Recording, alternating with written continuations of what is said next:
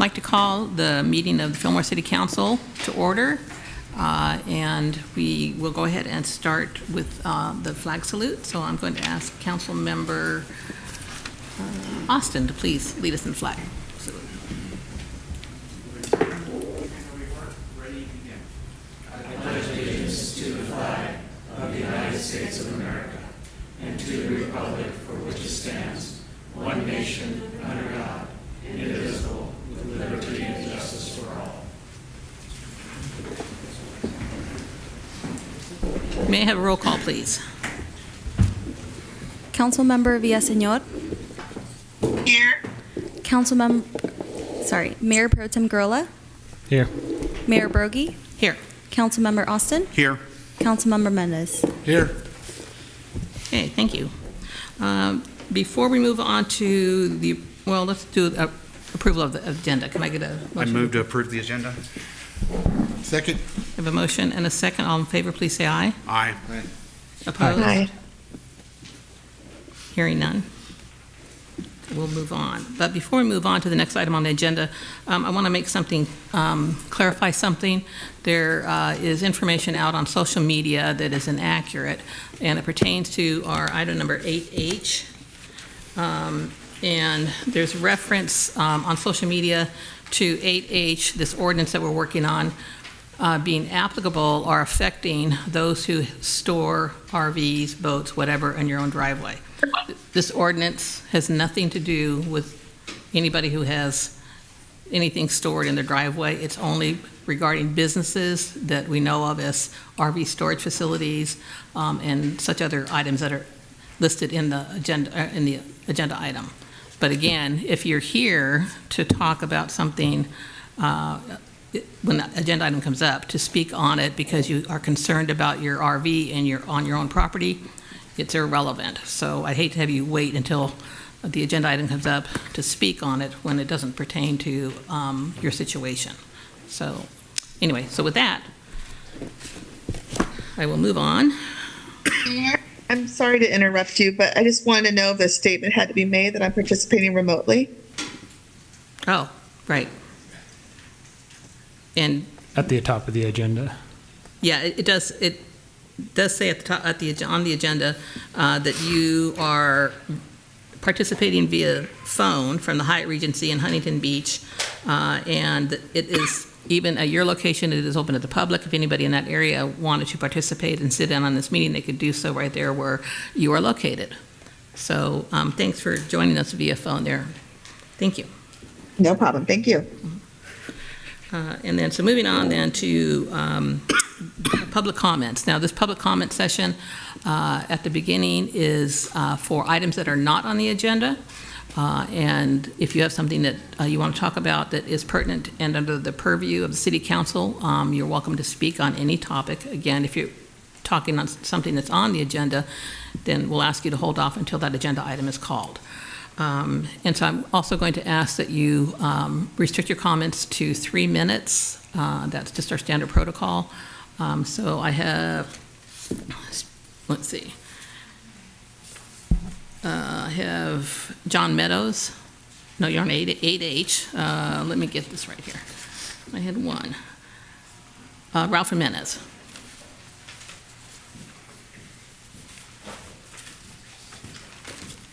Hi, good evening, Council. I'm here today because in communicating with the city manager, I was informed that my topic's going to come up in closed session.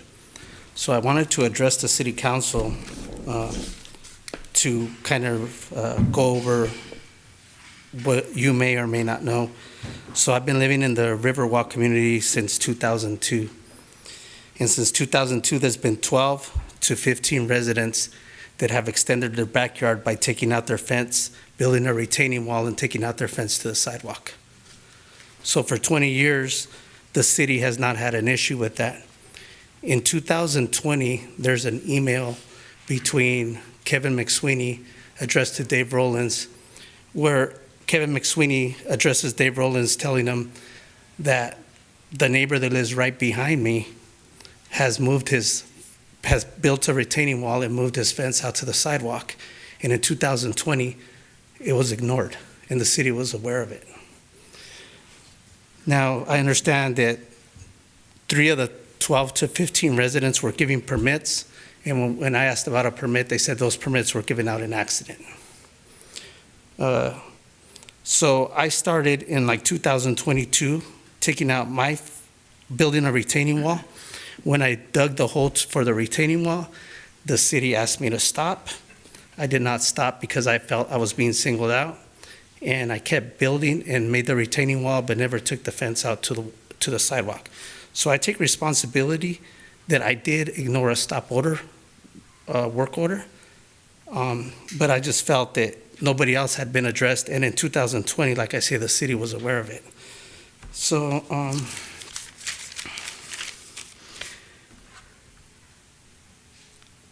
I know that there was legal fees that the city had to pay out because of my situation, but all the other 15 people got letters from the city attorney's office, several letters, and they were never charged any fees. And also, in talking with Kevin, from what I understand is that all these people that took out their fences and did what I tried to do, at this point, the city has agreed that they can keep it, that they didn't do anything wrong, that all the city needs is access to there. So if they didn't do anything wrong, what did I do wrong? And lastly, like I said, there's a legal fee of $25,000 against us. And I'm just seeing a way for the city council to work with us if they're going to make us hold us to that $25,000. But obviously, if the other people didn't do anything wrong, what did I do wrong? Now, I understand that the city says each address is their own, but at the end of the day, we all did the same thing. Whether each address is its own, we all did the same thing. And hopefully I could get an answer soon so I could move forward with this. Thank you.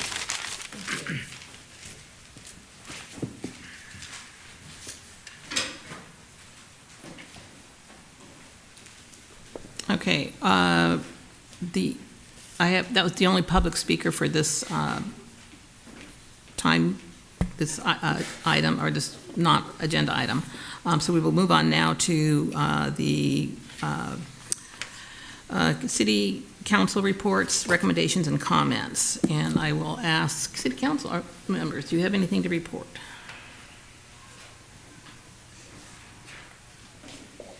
I have one there. You can hear me. We can hear you. Thank you. Okay, great. This is just a reminder to the community. Hopefully, folks have seen the signs around the city, the lawn signs, and you received notice in your water bill and heard through social media.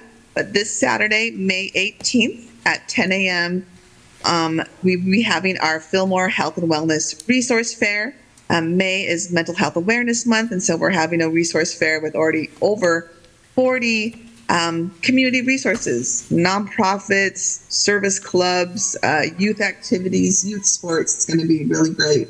Earlier in the morning, the same morning, the Saturday, the 18th, the Rotary is having a 5K, 10K, and it all starts at the same spot. It all happens in the same area. That's at 627 Sespe Avenue. That's the front lawn, front area of the Fillmore Councilmember, District. Oh, yes. Can I interrupt just a moment? I don't know if you moved the mic or you suddenly became a little bit jumbled. Are you? Oh, sorry about that. Is that any clearer? Okay. Yeah, so if you could back up just about 4 or 5 sentences. Oh, okay. So just a reminder, health fair and also 5K, 10K this Saturday, May 18th. And hope you can make it out. It's at 627 Sespe Avenue, the Fillmore Unified School District front lawn. Thank you. Thank you. Okay, anybody else? Okay. We will move on then to the consent calendar. So is there any changes to the consent calendar, or can I have a motion to approve? I motion to approve the consent calendar. I'll second. I have a motion and a second. All in favor, please say aye. Aye. Aye. Bye. Thank you. Opposed? Mayor, sorry if I may. Oh, sorry, Mayor. There was a clerical error on item 7B. If I may remind you, on item 7B, there was a clerical error, so if you may proceed with those. You're right. I apologize. We talked about that earlier. Just wanted to make a correction. on the spelling of Brian. Brian McCarthy's name on the minutes from last week. So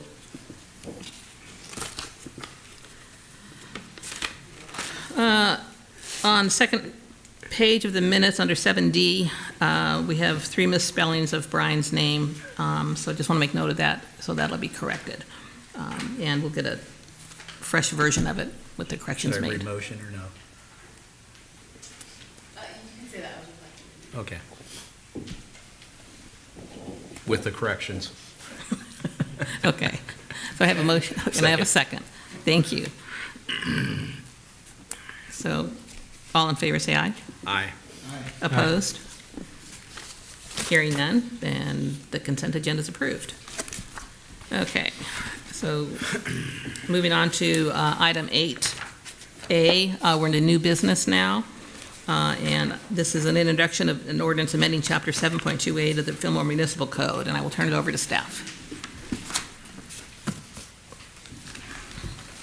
Good evening, Madam Mayor, members of the council. This is a request to introduce a ordinance that would create a buffer between proposed oil derricks or oil wells and new houses of 1,500 feet and 2,500 feet from any school.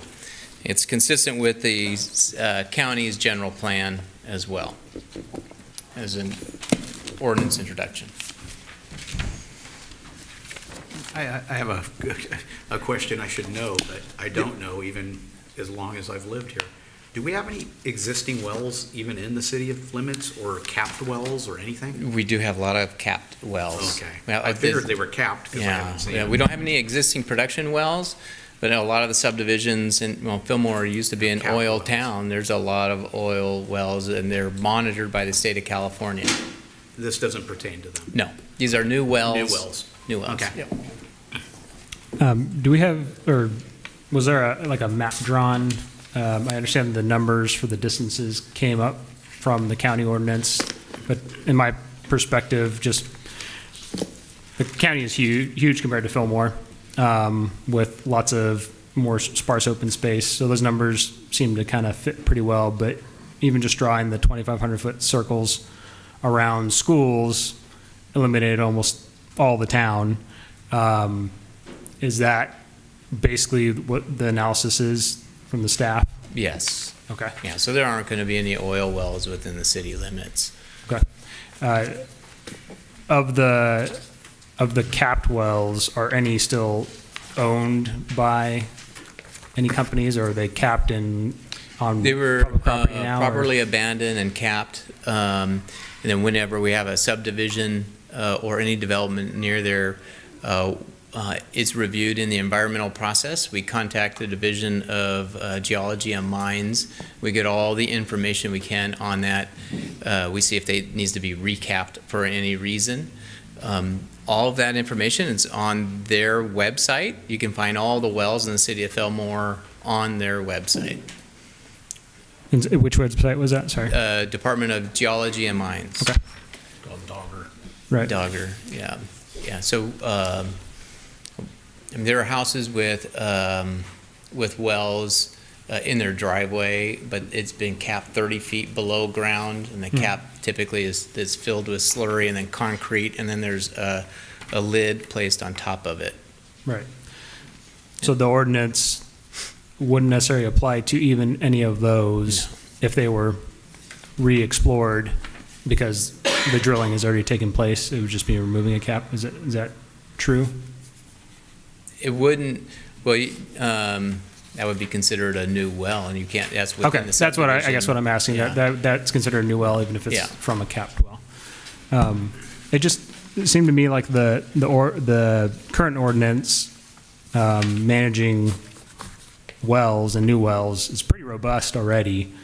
Going through a full review with the planning department, city council. It just seems like the distance requirements might be a little unnecessary, considering just the lack of space that already exists within town. And if the town boundaries ever expanded and this still applied, it would Well, they it's kind of like a can do snapshot. directional welling now, right? So, they come in at an angle and they can avoid the distance. So with modern drilling techniques, you don't have to be that close to residents or schools anymore. Okay. I guess that kind of, again, to me, it just, that alone kind of seems to me to negate like the need for the standoff distance, because in a review, you could put it as far away as you think it might need to be. Yeah, And it then- might be helpful to know the origin of why we're even coming before you. Yeah, I mean, I'm kind of getting There's at there's a property that's being dedicated to a state agency, the Nature Conservancy, and it's going from a private group to the Nature Conservancy. And the Nature Conservancy is asking, hey, can you create this law so it's consistent with the county's law, so that we want to prohibit any type of welling activity that could occur on a property we're going to inherit or be dedicated to us. So it's just an extra layer for them, but we're going to apply it citywide. Okay. That makes sense. I guess it just doesn't seem to make sense with the distances drawn from households and schools, which have nothing to do with the conservancy. I mean, is there a downside to Well- it, you see? It's limiting us more than just being the specific review to each one of these cases if they were to come up. There's a very robust review process to approve. It's not like a company can just come into town and start drilling. No, we're only one small entity of that permit process. Yeah, exactly. And I do see the benefit of being consistent with what the county does. Right. I mean, if nothing else, yeah. Christina, did you have something to add? Oh, I was just going to comment on Councilmember Garola, his statements and about the Nature Conservancy. The proximity of schools, open space, where I think the Nature Conservancy maybe has their parcels or maybe will be gaining more parcels, is pretty close to schools. I mean, everything is so close within our city. We're 1.5 square miles. So, yeah, I mean, I understand that this ordinance gets us consistent with the county and basically, eliminates any new oil wells within the city limits, of which we're surrounded almost like a perimeter-wise group by schools. We've got Mountain View on one side, San Cayetano on another, Rio Vista on the south side, and of course, residences all throughout the middle and around. Yeah, I see that point. I just think this ordinance kind of incorrectly paints the oil drilling as like a boogeyman when it's not even intended really to protect residents or schools. It's more aimed at the Nature Conservancy, Yeah. which I think if we want to attack it, like we could be more direct, in my opinion, In what manner? towards, is it the Nature Conservancy? Along the Santa Clara River, East of the Bridges development, roughly? south, South, okay. south. Yeah. It just seems like it's not worded with the intended purpose. Well, the purpose is also to create distance with residents and schools. There's a compatibility issue there to have an oil derrick or an oil well that close to them. Correct. Yeah. Yeah. And I think that would naturally be reviewed and probably pushed back on during the extensive Probably. review process that's already in the ordinance. Any other comments? Questions? Okay. I have a motion on this matter.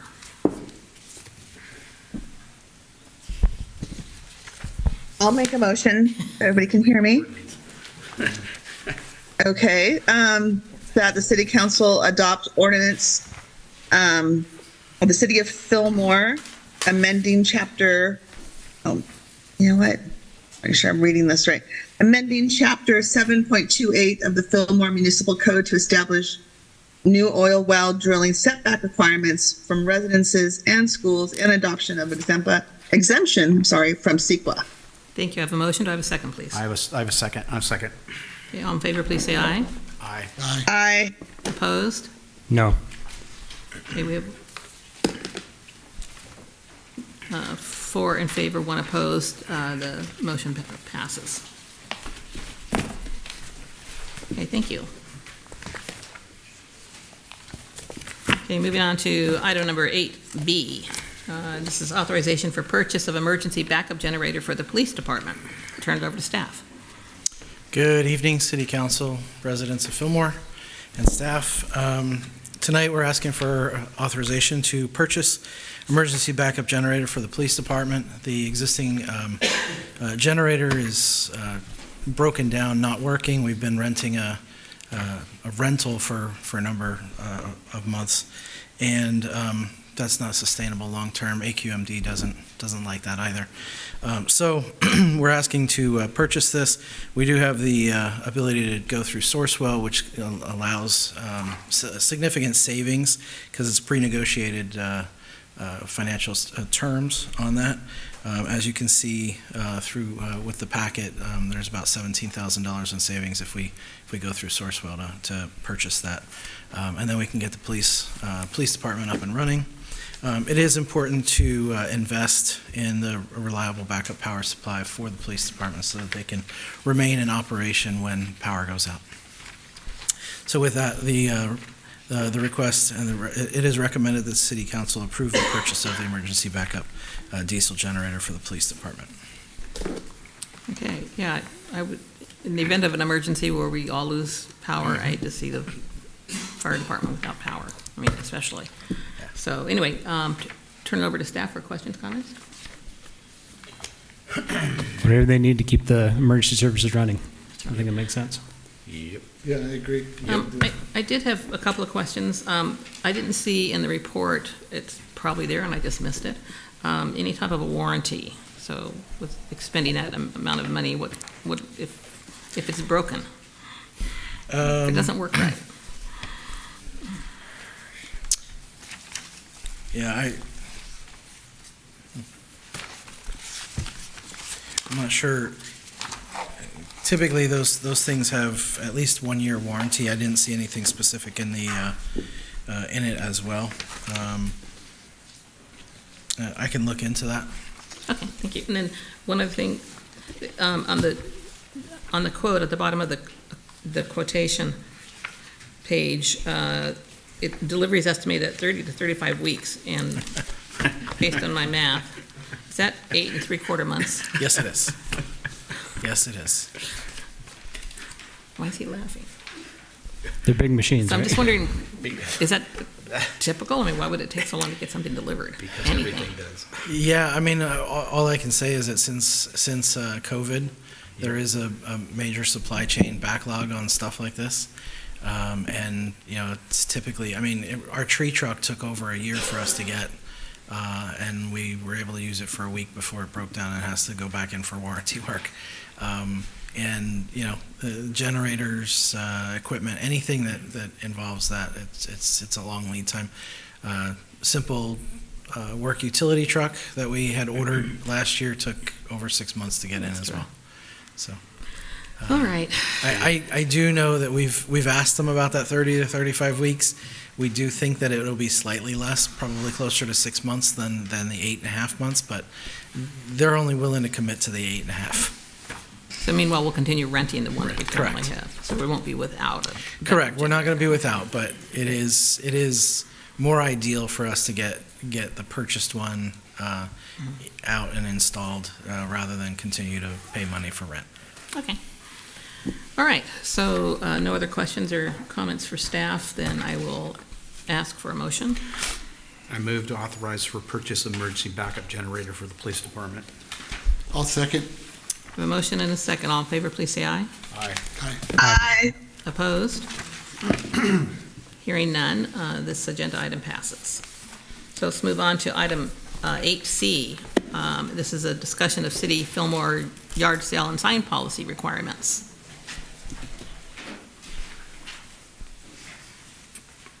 Good evening, Mayor, Council, and Fillmore residents. Today I'll be discussing the City of Fillmore yard sale and yard sale sign policy requirements. It is recommended that the City Council, 1, receive this staff report, and 2, direct staff to provide additional community outreach and education on existing Fillmore Municipal Code, also known as the FMC, which I'll be referencing throughout the staff report, just to shorten it, and requirements, bless you,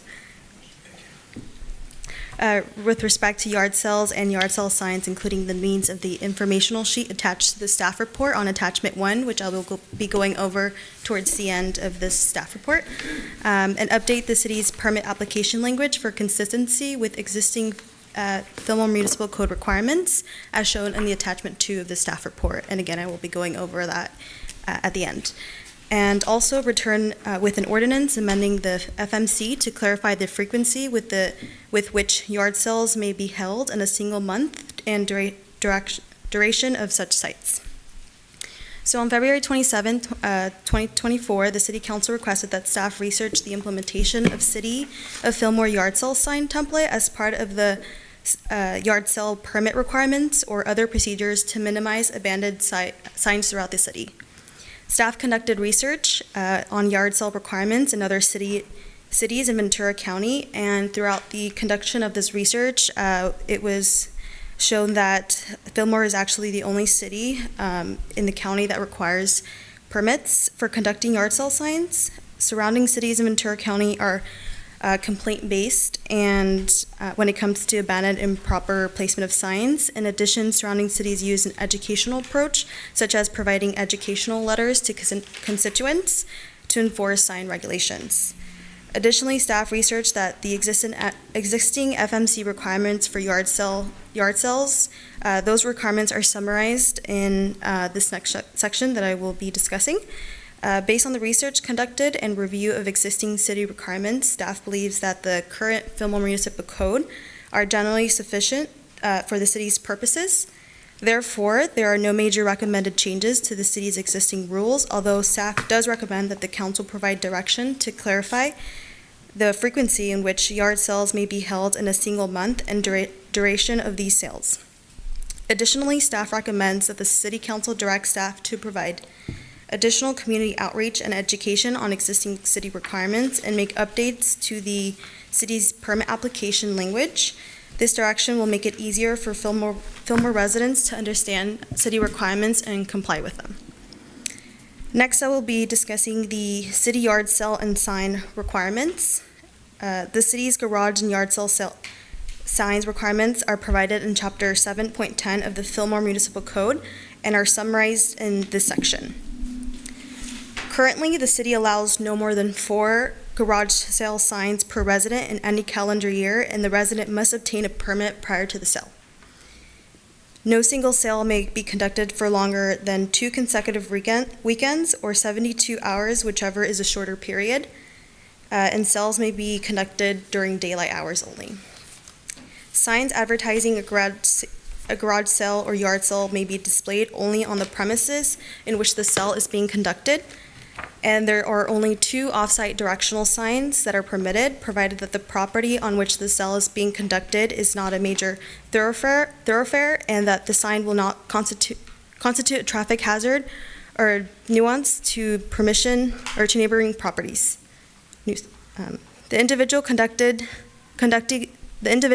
the sale must obtain written permission to erect or affix such signs from the property owners on whose the property such signs are to be placed. The individual conducting the sale must obtain written permission to erect or affix such signs from the property owners on which the property such signs are to be placed. The location of the signs is also must be noted on the permit obtained by the resident. The signs must be displayed only on the days the sale is actively being conducted, and must be removed at the close of the sale activities, or at nightfall, whichever first occurs. No signs may be placed in public right-of-ways. With respect to enforcement, the city is presently authorized under the Fillmore Municipal Code to remove any signs removed by the permittee as required. In such event, the permittee may be liable for the city's cost of removal of the sign, currently set at $140 based off estimated cost of code enforcement time for removal, or subject to administrative citation, which is found under the Chapter 1.09 of the Fillmore Municipal Code. However, historically, the city has not issued fines in regards to improperly placed yard sale signs that have not been removed when required. Next, I will move on to the proposed enhanced outreach and recommended clarification to the Fillmore Municipal Code. Staff recommends additional outreach to city requirements to educate the community about the city's garage and yard sale sign requirements. The outreach proposed by staff includes an informational sheet regarding yard sale signs that is in the attachment 1 of the staff report, and which would be posted under the administrative section on our city website and on social media. The same information could also be placed and made accessible via QR code on the water bills. An additional community outreach will be made during summer season when yard sales are the most popular. Furthermore, this informational sheet will include explanations on the city's rules in an effort to bring greater awareness to these rules. This sheet is intended to help residents be more aware and conscious of where they place their signs to promote their yard sales and create greater responsibility. The signs will also be aware of the consequences associated with complying with the Fillmore Municipal Code. This awareness and educational outreach should reduce the amount of abandoned signs and improper placement of yard sale signs throughout the city. Finally, staff recommends that the City Council provide direction to staff to prepare an ordinance amending the Fillmore Municipal Code to clarify the current requirements in which states no single sale should be conducted for longer than 2 consecutive weekends or 72 hours, whichever is a shorter period. Staff recommendations to clarify this language would rather be instead to implement that yard sale signs not be conducted more than 2 days per month and not more than 4 days annually. Now I will be presenting alternatives for the council to consider, but would not be recommended necessarily by staff. As an alternative to directing staff to providing enhanced community outreach efforts as I just discussed, the City Council could direct staff to make any desired changes to the current city yard sale rules and to prepare a City of Fillmore yard sale sign policy, which may require Fillmore Municipal Code amendments for consistency. So some new possible requirements could be specific sign requirements. For example, we could issue 2 11 by 17 coded cardstock poster signs that could be issued to residents obtaining a yard sale permit. And the signs could potentially include the following verbiage, which is pulled straight from the Fillmore Municipal Code, that states not to be added to any stop sign, light poles, street poles, etc. However, prior to this implementation, it is important to note that this concept may provide legal limitations of requiring a specific type of poster signs issued by the city should be researched further to ensure the consistency with current laws, as there could be First Amendment implications, as we did not want to make this process too onerous. Next, permit fees could potentially increase from approximately $15 to $19 as justified throughout a fee study to account for city costs associated with the specific sign requirements in the bullets or the information I just mentioned, and then also collect a deposit at the time of permit issuance. A $50 deposit could be required at the time of giving the permit, and could be refunded back to the resident upon the return of the 2 yard sale signs, and within 7 business days.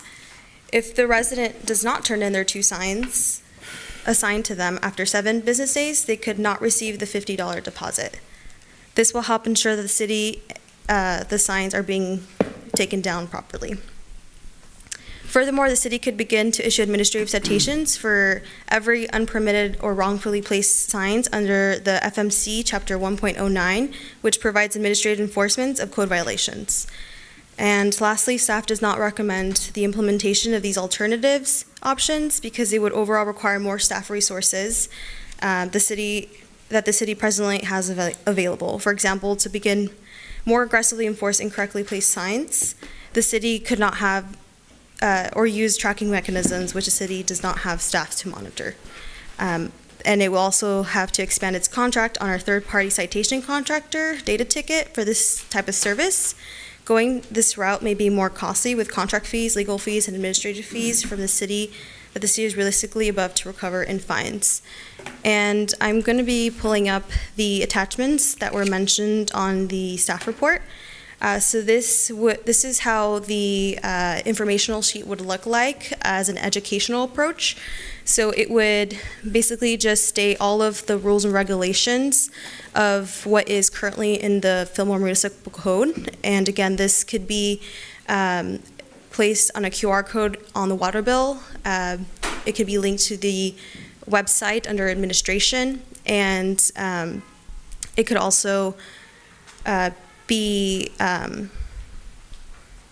it will also be more, we would make more outreach during the summer season when yard sales are the most popular. And it also would show visuals of where you could properly place signs, such as the left-hand side here. This is in a lawn, or improper way to display advertising signs, which is on a stop sign here that is public property and that does not comply with the code. It would also contain community outreach or community contact information. They can contact me directly, and I'm happy to provide more information if needed. And then also the finance department, which actually issues the permits.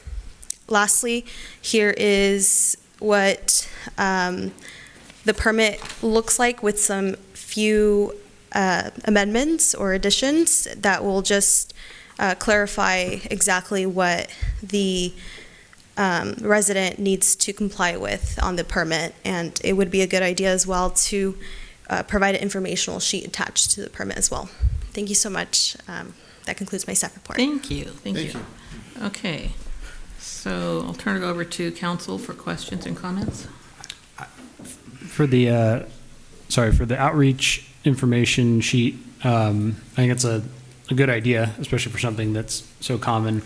One recommendation for the improper display, I mean, you could keep the verbiage, but just a giant red X through the picture, I think, is more effective at communicating, like, don't do this, more so than the words, because, yeah, that usually works pretty well. And then I noticed, I think the verbiage, and this is just a clarification, I think the flyer reflects the current code, not necessarily the recommended verbiage update for the 2 garage Correct. sales per month. Right? Yes, Okay. so the recommended would be the 2 per month for per year. So that would be implemented if approved. Right, okay. Yeah, I think that was my own recommendation for the flyer. Mark, it sounded like you were about to mention something. I think we went down a rabbit hole on this one.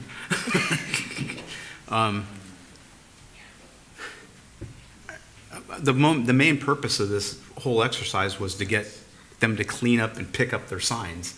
And it sounds like I don't even know where to begin. I concur with, we should have something that tells them that here's how we should, I don't know where to go. I think that the recommendation I would make is to push with the education piece. Right. And then see how effective it is. And there's obvious incorrect signage, like what we see on the stop sign there.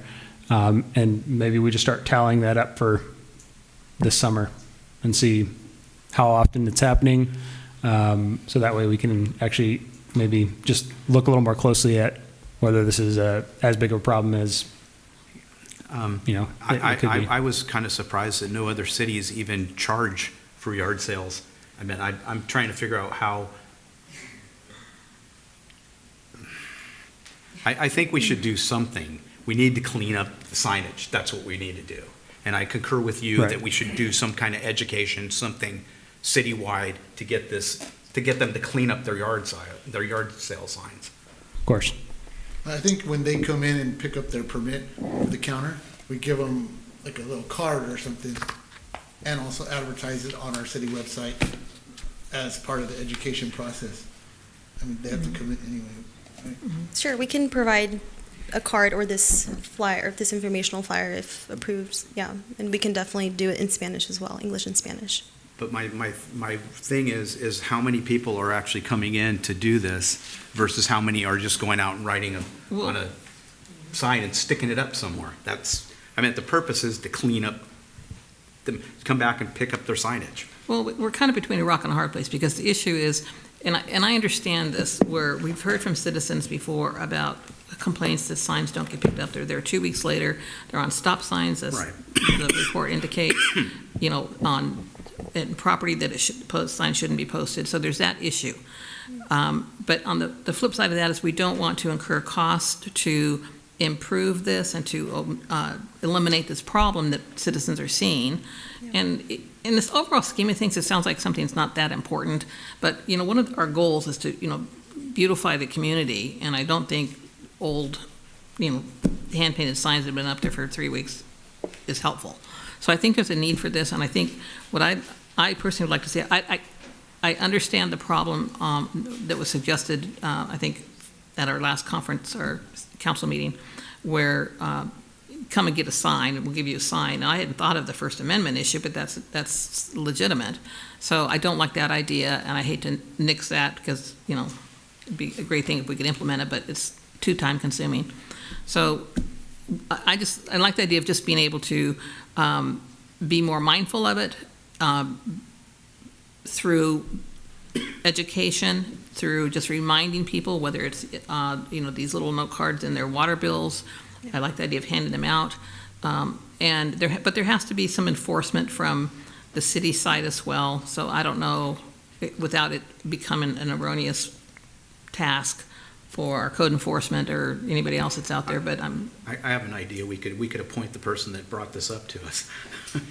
Well, the person that brought this up to us. I'm just kidding. The person that brought this up to us said that she was willing to. Right. They volunteered. Well, So- we can give her a kickback on the 140. I'm just being sarcastic. Okay. So, I'm just being sarcastic. Mayor, if I may pitch in? yes, please. Oh, thank you. So I think I'm in concurrence with my fellow council members that I don't think we want to go down the road of, issuing out our own template of signs. If we have trouble with them picking up the cardboard or the, fluorescent signs they get at Rite Aid, we're not going to get ours back, right? So that's an investment.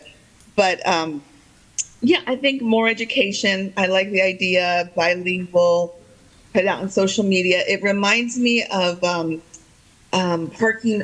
I think it was parking RVs. I think on the street, and the city did a little social media around that. Christina, we've lost you again. We can barely hear you. Sorry about my connection. I'll try to. Might log off and get back on through another means. Can you hear me now? A little bit. Okay, so mine is just to go with more education for right now. I agree with that. I'm sorry, to go with what? More education. Oh, more education. Just more education right now, bilingual education.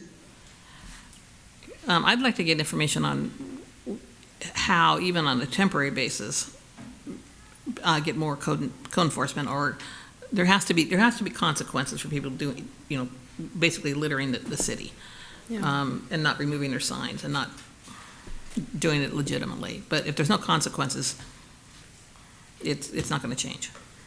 Yeah, currently we don't have a code enforcer officer, so Right. it'd be, yeah. So, Was the idea initially, I think, that this would go out to all residents for information? I think that'll help. We might see that, reports of signs being left up. If those increase, then we realize that it actually is a big problem. Again, I think put the information out there with good context, just like we do here with a name, is excellent, because then people know that there's somebody behind the advertisement that they can contact to report an issue. And then if it seems like it's a bigger issue than what it sounds maybe it might be like, then we explore further if necessary. And I just thought of something else. Maybe we could be complaint-based, like the graffiti, where we have the number and people call it, take a picture of it, and we just send somebody out there when they have time to pull it down. I like that Yeah, we idea. can, we can do that as well, look into that. Citation on that? I meant, At a minimum, they should be pulled down if they're obviously in violation by somebody in the city, and then for the actual formal code violations and fees, again, if we notice that we need to recoup the efforts, right. then we go down that path, I think. Okay, that makes sense. Okay, so it's not quite going to the point where we're asking somebody from code enforcement or from city staff to go out there and do this. But if it's complaint-based, it'll get the attention of, city staff, and somebody out driving around can pull it down.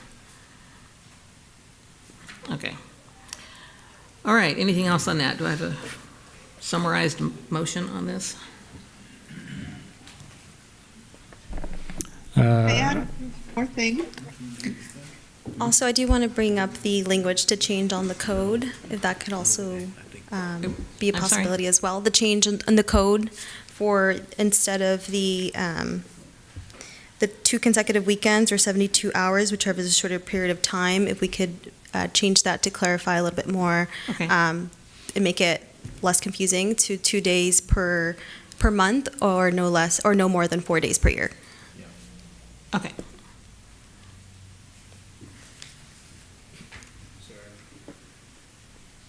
And that will get brought back as a municipal code change? Yes. Okay. It would So be it's brought just a back. recommendation to make that change in the future? Yes. Yep, okay. Thank you.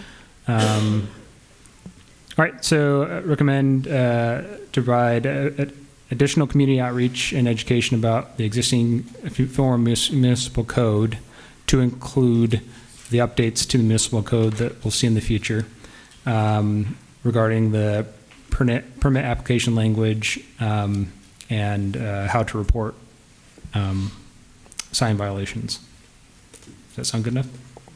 Okay, that sounds good to me. Have a second? Second. Have a motion and a second. All in favor, please say aye. Aye. Opposed? Hearing none. Thank you. Passes as referenced. Okay, thank you very much. Moving on to item number 8D. This is a advisory committee member nomination for the Ventura Air Pollution Control District Advisory Committee. Yes, I will also be presenting on that. Okay, great. This would be the advisory committee member nomination for the Ventura County Air Pollution Control District, also known as the APCD Advisory Committee. And staff recommends that the City Council appoint a representative to the Ventura Air Pollution Control District Advisory Committee, and/or direct staff to advertise for this vacancy, and have the City Council Ad Hoc Interview Committee review applications and recommend an appointment. The Ventura County Air Pollution Control District's Advisory Committee is an appointed body that reviews proposed rules prior to the APCD holding a public hearing on the proposed rules. The Advisory Committee occasionally takes up other air-related issues, and as of October 10, 2023, when a meeting is necessary, the committee typically meets on the third Thursday of each month, beginning at 6:30 at the APCD offices located in the city of Ventura. The next APCD Advisory Committee meeting is scheduled for July 23rd, 2024, and this committee is comprised of 20 members.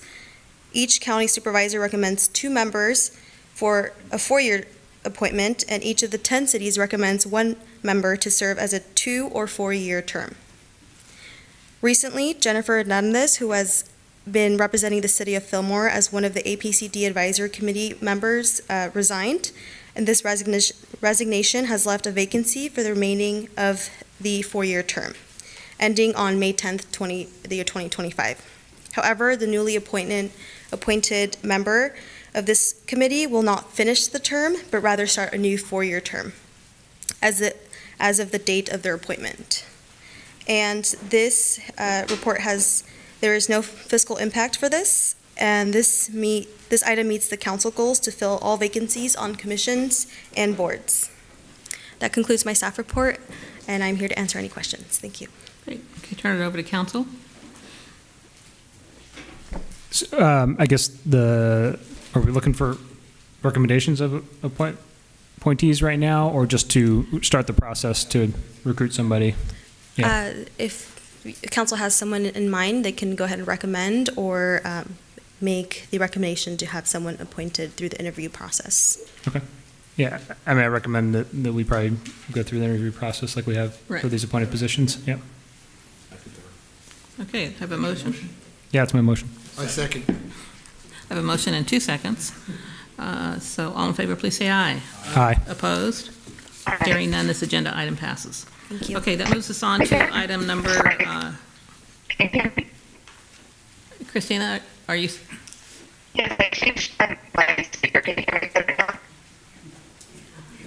It almost sounds worse. yeah, I'm not. What do I we think do? the issue might have been just your distance from the microphone you were using before.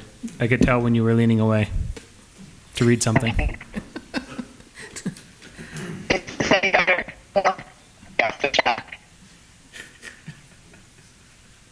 Okay, what do we do in this situation?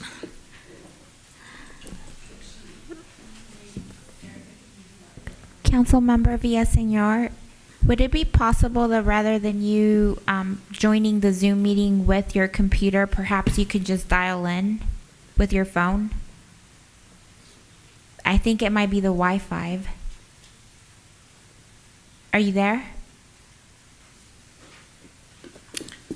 For those of you who have come in a little bit after the start of the meeting here, we have City Council member Christina Villaseñor off-site, and she's been participating via phone, but as you can see, we're having some difficulty here with the audio. Okay, I'll call in right now. Oh, that's good. Yeah. Okay. Well, maybe I won't. All right. I'll stay where I'm at for right now. Yeah, if you can don't maintain move. that. Sounds good. Okay, so Oh, anyway, I was just going to make a comment, Mayor. I know we just had Earth Day, and we might want to check with city staff about the vendors there or the volunteers there to look for a potential person to fill this role. okay. Okay, I see your point. Okay, thank you. All right, so moving on to item 8E, this is a public hearing to consider second extension of the urgency ordinance instituting a temporary moratorium on the establishment or expansion of medical marijuana dispensaries or facilities and mobile medical marijuana dispensaries within city limits for an additional 12 months and finding of exemption under the California Environmental Quality Act. So I will turn this over to staff. Good evening, Mayor. I'm Brian McCarthy. I'll be presenting this item. As you mentioned, it is a temporary moratorium on the establishment of medical marijuana dispensaries and facilities within the city. This all came out of SB 1186, signed by Governor Newsom. It took effect this year. The city is prohibited from enforcing any of its laws that restrict medical marijuana dispensary or delivery from within the city. While we are prohibited from enforcing our current municipal code, City Council adopted an urgency ordinance staying off any applications for such dispensaries while staff studies the item and comes up with permanent long-term zoning regulations that will be enacted by you at some point when we get there. The current ordinance, urgency ordinance, is in effect until December 11, 2024. This item before you is to extend it an additional 12 months beyond that, so it would be December 11th, 2025. Things with marijuana tend to take a little bit longer, or they go a little slower, apparently. Staff is doing these 6 things here. We're researching, conducting analysis, and coming up with what would be the best language to go into our municipal code for the long haul, because it will be permanent. And as we conduct this, we will, come back and once we develop the code, come back and present that to you. It is a high priority for us to get that back to you before it expires. It is exempt from CEQA as there is no foreseeable physical change to the environment. Staff's recommendation tonight is to receive the staff report, conduct a hearing, waive full reading and adopt by 4/5 vote the interior emergency ordinance, extending for 12 months out to December 11, 2025. Prohibiting medical marijuana facilities and mobile medical marijuana dispensaries within the city, read by title only. find the interim urgency ordinance 24971 is exempt from CEQA, and direct staff to continue to study the appropriate modifications to the Fillmore Municipal Code to mitigate the conditions outlined in the staff report and Section 2 of the urgency ordinance that arise out of developing, maintaining, and expanding medical marijuana facilities and mobile medical marijuana dispensaries. The Community Development Director is further directed to report back to City Council with his findings at least 10 days prior to the expiration of this ordinance. Thank you. Here for any questions. Thank you. Let's turn it over to council. Any questions or comments at this point? The one slide with the 6 items, would you mind just putting them back up on the screen for a moment?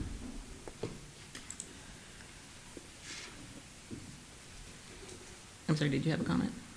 Yeah, I just wanted that slide there because I think you either spoke too fast for me to read or something. Oh. I just wanted to read this. Can you all hear me okay? It's a lot to weed through. Yeah, so far so good, Christina. Okay, thank you, Mayor. I do have a comment, a question. Thank you, Brian, for the presentation. And that is why we're hearing this now at council. I know December is still a good, 7 months away until this expires. And then I noted what you said, I think at the very end of your presentation, that we'll kind of hear back on all the research at least 10 days prior to this coming up again, the council that is there, given this passes or we continue to put this off until December 2025, with good reason to do the research. But I guess my question is why are we extending it now? And since it will be sort of a really long go to do this research, I'd like to know if we can get an update, maybe in the next 5 months or so, 4 or 5 months, sometime in fall, just to see where this is, what we're learning about what some options are. That's my comment, my questions. Thank you. Sure, I'll address this one, council member. We don't expect that it'll be December 2025 before this comes back. We hope to be able to have it done at the beginning of the year, maybe spring. But again, it's something that we have to workshop to the Planning Commission and the council and public hearings and everything. And we were just timelining the summer and the fall months, and there's so many things that we have coming to council, development projects, other ordinances, the budget. We just realized that staff wasn't going to get to this, so we wanted to take council's temperature on this, see if you were okay pushing this over to next year, and then that way we could plan accordingly. Okay, all right, I understand better now. Thank you. You're welcome. Okay. Any other questions, comments? She addressed my comment. Okay, great. Yeah, and I think this slide here kind of characterizes the amount of work to properly analyze, especially because it's very different than recreational marijuana use. It's just a different animal that is being directed by that state bill. Okay, thank you. All right, we do have 2 speaker request cards for this agenda item, and it looks like we have our Safeguard Fillmore crew here from 2017, little deja vu going on here. So I'm going to call Rhonda Taylor first, and let me remind speakers that you have 3 minutes. I'm not using the timer here, I'm using my watch timer, but I'll let you know when you're down to 30 seconds left. Thank you so much. It won't take me more than just a couple of seconds to say, please we don't want marijuana dispensaries or facilities or mobile medical marijuana dispensaries within our city limits. So we don't want to see that. Don't want to see that for my children or my grandchildren to have to look at. So please, we do not want that. Okay, so I just want to say I'll take down those yard sale signs when I see them. My husband and I walk the streets every day, so we always have a bag with us to put trash in. So we'll just take them down when we see them. Just wanted to say that. Thank you, Rhonda. Thank you, Rhonda. Okay, and our next speaker is Annette Sula.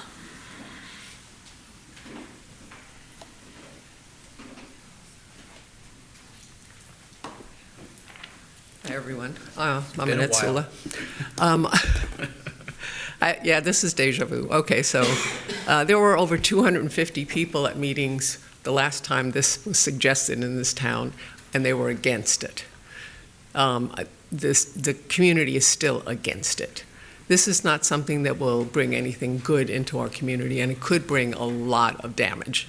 So please hold the line and extend this. Thanks. Can I editorialize just a moment? I was going to ask if you wanted me to. Okay, that's okay. I just want to add something. One thing that I want to make perfectly clear is that this is not something that the city of Fillmore has decided to rehash again. This is something that's coming down, a mandate from the Sacramento, and this was my big issue with the Bureau of Medical Marijuana back in 2017. And the reason I was so adamantly opposed to opening anything up here is because Sacramento kept changing their minds on how to operate when they first came into existence, when the law of marijuana first became legal in California. So the whole frustration is that Sacramento just keeps changing things. And if you recall, we had the option in 2017 of not permitting these things, delivery, and what else are we talking about? Dispensaries, facilities. That was on the table. Every city could decide for themselves. The only thing mandatory from Sacramento at that point in time was that we could, individuals were allowed to grow 6 plants in their yard, and there was some specific criteria that went with that. Otherwise, it was left up to the city. So we talked about this the entire 2017 and came up with what we wanted to do and what we didn't want to do. And we adamantly did not want to do these things. So what happens is we fast forward now to 2024, and Sacramento again changes her mind. Said, oh, well, we know that we told you you could pick and choose what you wanted to do. Now we're mandating that you have to go forward with this. So we're fighting it like we did before. And that's my position on it. And again, it's frustration. And I happened to be sitting right next to you the whole time this You was did. going on, and we were all right in sync with what she was saying. Yeah, so This is another Newsom signed the bill, shove it down the city's throat, which he's done several times to this council over the last couple of years. well, yeah, not just this council, but Well, I meant this council, he did. right. So anyway, so I just want to clarify that. So I want you all to know that it's nothing that we have initiated. We're not rehashing anything. We've not changed our minds on anything. So now I'll stop venting. So with that said, that concludes our speakers. So I will turn it over to staff for, I don't know, any more questions, comments, or? Do we need to read the intro? Read the what? Read it? Yeah. Read it? Okay, I'll ask for a motion. I'll make the motion. We're going to, a motion to interim urgency ordinance number 24-979, an interim urgency ordinance of the City of Council of the City of Fillmore, extending for 1-year urgency ordinance imposing a temporary moratorium on the establishment or expansion of medical marijuana dispensaries or facilities and mobile medical marijuana dispensaries within the city limits, declaring the urgency thereof and finding of exemption from the California Environmental Quality Act. I have a second. I'll second the motion. I think that was Christina. She beat you to it. Sure. I heard a chirp. Okay, so Me. I have a motion and a second. All in favor, please say aye. Aye. Opposed? Aye. Hearing no opposition, this matter passes. Okay, so that takes us up to item number 8F. This is this regarding a public hearing to consider the adoption of Resolution 24-4004, confirming the annual budget and ordering the annual levy and collection of assessments for the Fillmore Storm Drain Maintenance District. I'll turn it over to staff. Excuse me, Mayor, I need to recuse myself for the next 2 items. I'm sorry? I need to leave the room for the next 2 items. Oh, that's right. Conflict. Oh, yeah, and I'll make a note of that. So there's, our city manager, Dave Rollins, has a conflict, and then 2 other council members, we have, 3 of us have conflicts as well, but we will abstain and identify what we're not voting on when we go to a vote. That's Thank great. you. Great. Good evening, council members, Mayor Brogy. I'm Deborah Cavaletto, the Finance Director. Item 8F is a public hearing to consider adoption of Resolution 24-4004, confirming the annual budget and ordering the annual levy and collection of assessments for the Fillmore Storm Drain Maintenance Districts for FY 2024 and 25. We have here tonight Michelle Lassie, a project manager, and Miranda Cervantes, the financial analyst from Wildan Financial, who prepared the engineer's report and are available to answer questions. As stated in the staff report, the city has 7 storm drain maintenance districts. The annual assessments pay for the maintenance and operation relating to storm drain facilities and storm water pollution treatment systems available, utilized, or associated with other properties within the district. The annual expenditures budgeted for each district ensures operation and integrity of the storm drain system, storm water pollution treatment system, and other related facilities, and represents each district's proportional cost of a larger integrated storm drain and storm water pollution treatment system, such as retention basins, biofilter areas, and catch basins. The annual assessments include the maintenance and servicing of the Santa Clara River levee adjacent to the district properties. The assessment calculation includes an annual inflationary adjustment formula that the maximum assessment may increase over the previous year by 3% or the annual percentage increase in the Consumer Price Index, or CPI, whichever is greater, without being considered an increase to assessment.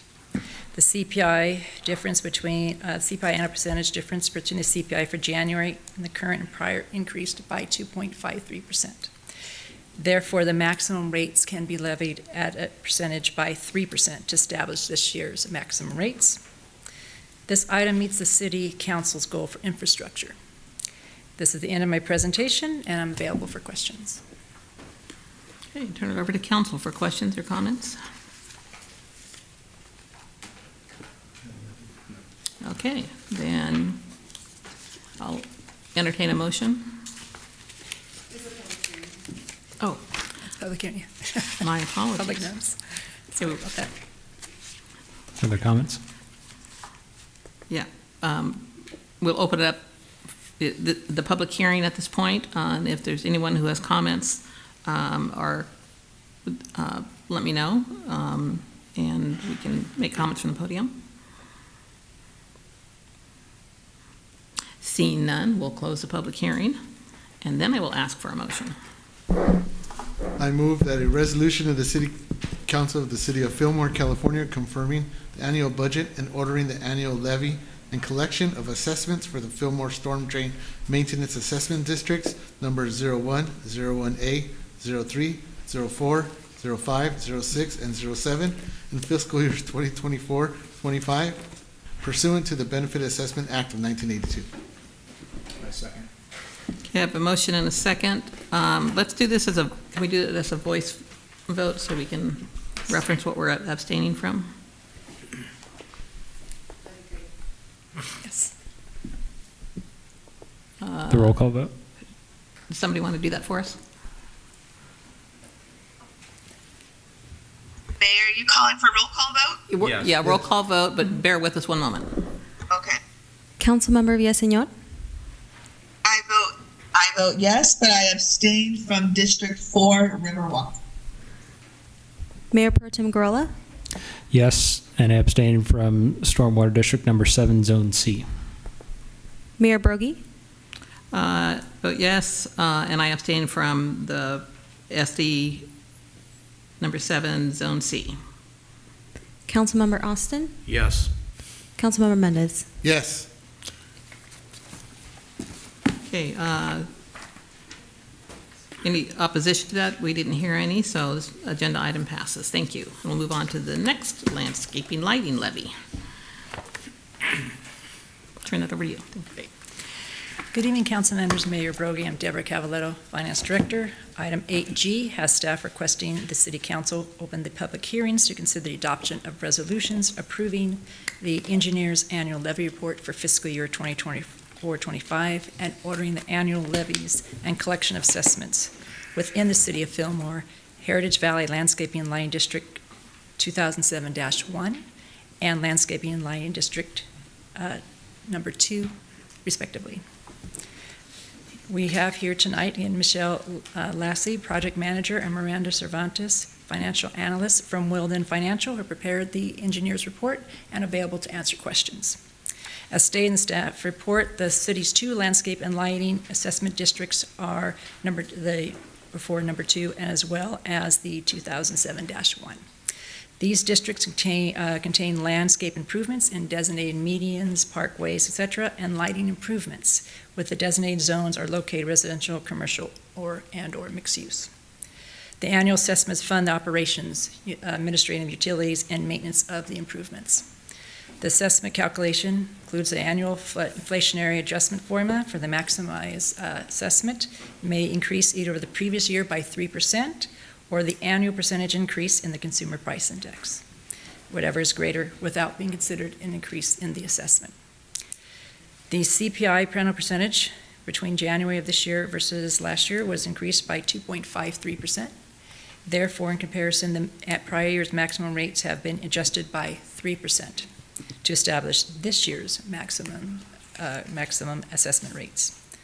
This item meets the City Council's goal related to infrastructure, which is to strive to ensure that Fillmore has the necessary components for the new construction and maintenance of all infrastructure. This is the end of my presentation, and I'm available for any questions. Okay. Any questions, comments? I did have one question under the discussion on the report. The second paragraph says, during each public hearing, the City Council must hear and consider the protests of all landowners subject to the assessments. So we're talking about 2 public hearings? For the public hearing, it'd be for, go ahead. That was the 2007-1 and the number 2. Oh, okay. So. Yeah, the 2 different districts. Yes. Okay. Okay. Okay, that was the only clarification I needed. So nothing else from anybody else? Okay. Then this is a public hearing also, so I will open the public hearing to receive public testimony from any of the citizens present. Any questions, comments? Okay. Seeing there's none, we'll close the public hearing, and I will then ask for a motion. I move that a resolution of the City Council of the City of Fillmore, California, approving the engineer's annual levy report for the City of Fillmore, Heritage Valley Landscape and Lighting District 2007-1 for fiscal year 2024-2025. I second. We have a motion and a second. All in favor? Let's do a roll call vote again, please. Councilmember Villaseñor. Christina? I vote yes, but I abstain from Landscape and Lighting District number 2, Riverwalk, tract 1599. Mayor Pro Tem Gurrola. Yes, and I abstain from Landscape and Lighting District 2007-1, Zone 1. Mayor Broggie. Yes, and I will abstain from the Lighting District 2007-1, Zone 1. Councilmember Austin. Yes. Councilmember Mendez. Yes. Okay. So that motion passes. And anything else? Thank you. Dave. We will now move on to item number 8H. And I do have 2 speaker requests, but we'll turn it over to staff right now. And our speakers, we have 2, so.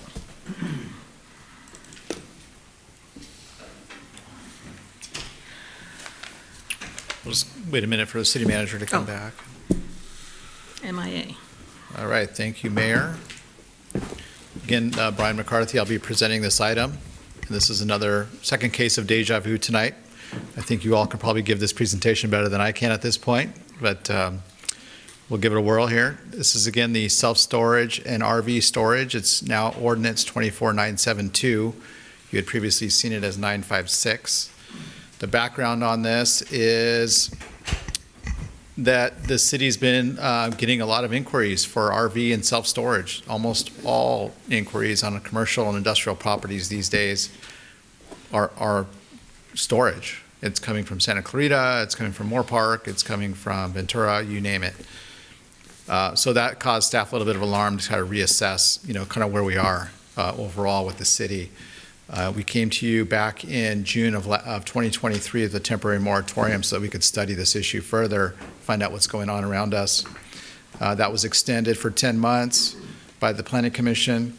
We then came back with a developed ordinance amendment that would enact long-term regulations. Planning Commission recommended approval unanimously. That came to your body in February of this year, and that first reading was recommended for approval. The second reading was held back.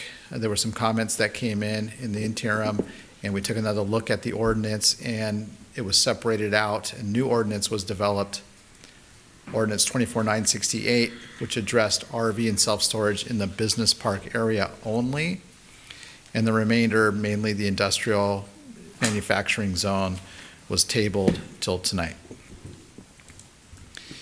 The general plan provides what the goal is for the industrial manufacturing zone. Designation is to provide land areas that will adequately serve the industrial, light industrial, business park, and office needs of the local and regional economy. The Fillmore Municipal Code is what drills down and is the tool that staff uses to try to meet the general plan. The general plan is sort of a vision document that the community of Fillmore adopted several decades ago. The general plan is usually a pretty timeless document. The community, the people of the city of Fillmore, like most cities, they usually get it right in terms of the vision. It's incumbent upon staff to monitor at more of the ground level as to, are we achieving the goals of the general plan? Are we achieving the citizens of Fillmore's vision for the future of Fillmore? Is this what it's supposed to look like? When we look at our manufacturing industrial zone, this is what the municipal code describes for us as staff. This is what the people of Fillmore have as their law. The MPD zone is for major employment concentrations. It's to serve highways, arterial streets, roadways, and rail in a manner consistent with the general plan. Just highlighting a couple of key points here, they're all relevant. It's to promote high standards of site planning, architecture, landscaping, through the application of development standards and guidelines for manufacturing industrial developments within the city. So this isn't something the staff has made up. This is something that's in the laws, it's in the books. The manufacturing industrial zone allows for a lot of different uses as defined in the Fillmore Municipal Code. We have a land use matrix. I've listed those here. A lot of these uses are generally stated. So when a project comes forward, staff looks at them and guides the applicant or the developer into fitting one of these categories. And we almost always want to make the project work to fit one of our land use matrix categories that allow us to come forward and recommend it for approval. These are a listing of all of these things that are allowed in the manufacturing industrial zone. There's no shortage of items here. They're pretty generally based, and there's over 26 listed here. So these are all the things you can do in this zone. One of them happens to be what we call mini storage.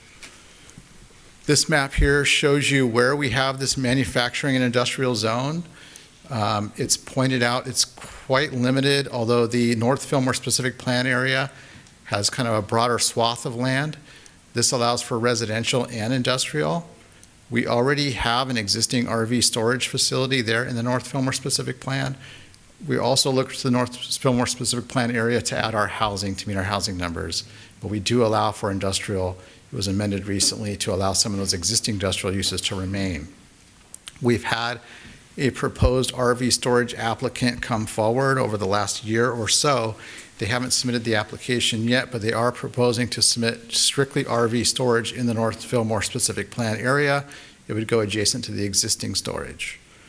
Other manufacturing industrial zones are shown throughout the city.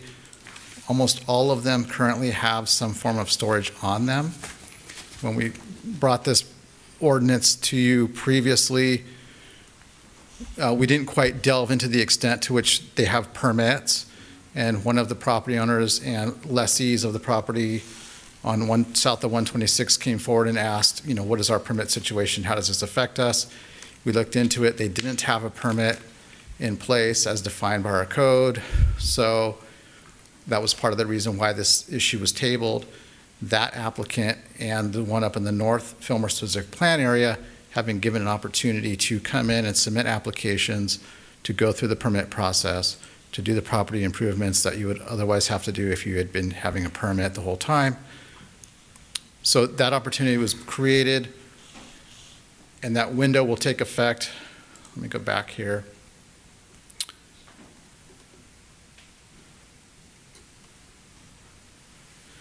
Well, in any case, the current moratorium will expire on May 26th.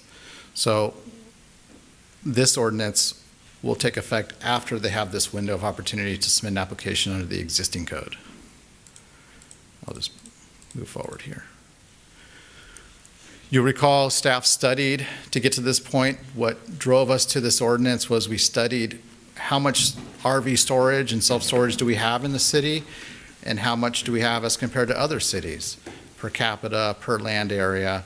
This gives you an accounting here of the total acreage, just raw numbers of what we see in the city. And this is another illustration of where we have RV or self-storage occurring. And in the yellow, you have ones where we've had recent inquiries to develop massive RV storage, much like the Highway 126 project that's under construction now. That same business model has been carried over into other applicants who've called to do the same thing. So close. Wanting to do the same thing in the same city would tell you how much the demand is out there. We've gone through some of these numbers before. I won't keep belaboring these, but we do find that our ratios exceed the surrounding areas.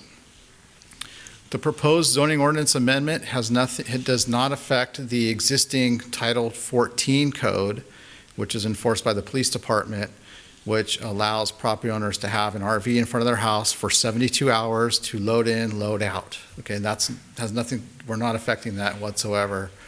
It also allows folks who have a visitor coming to town, they can live in their RV for, I believe, a week, but they obtain a separate permit, and that's from the police department. So this is not affecting that situation. I think maybe that's one of the references on social media, but that's not what this is.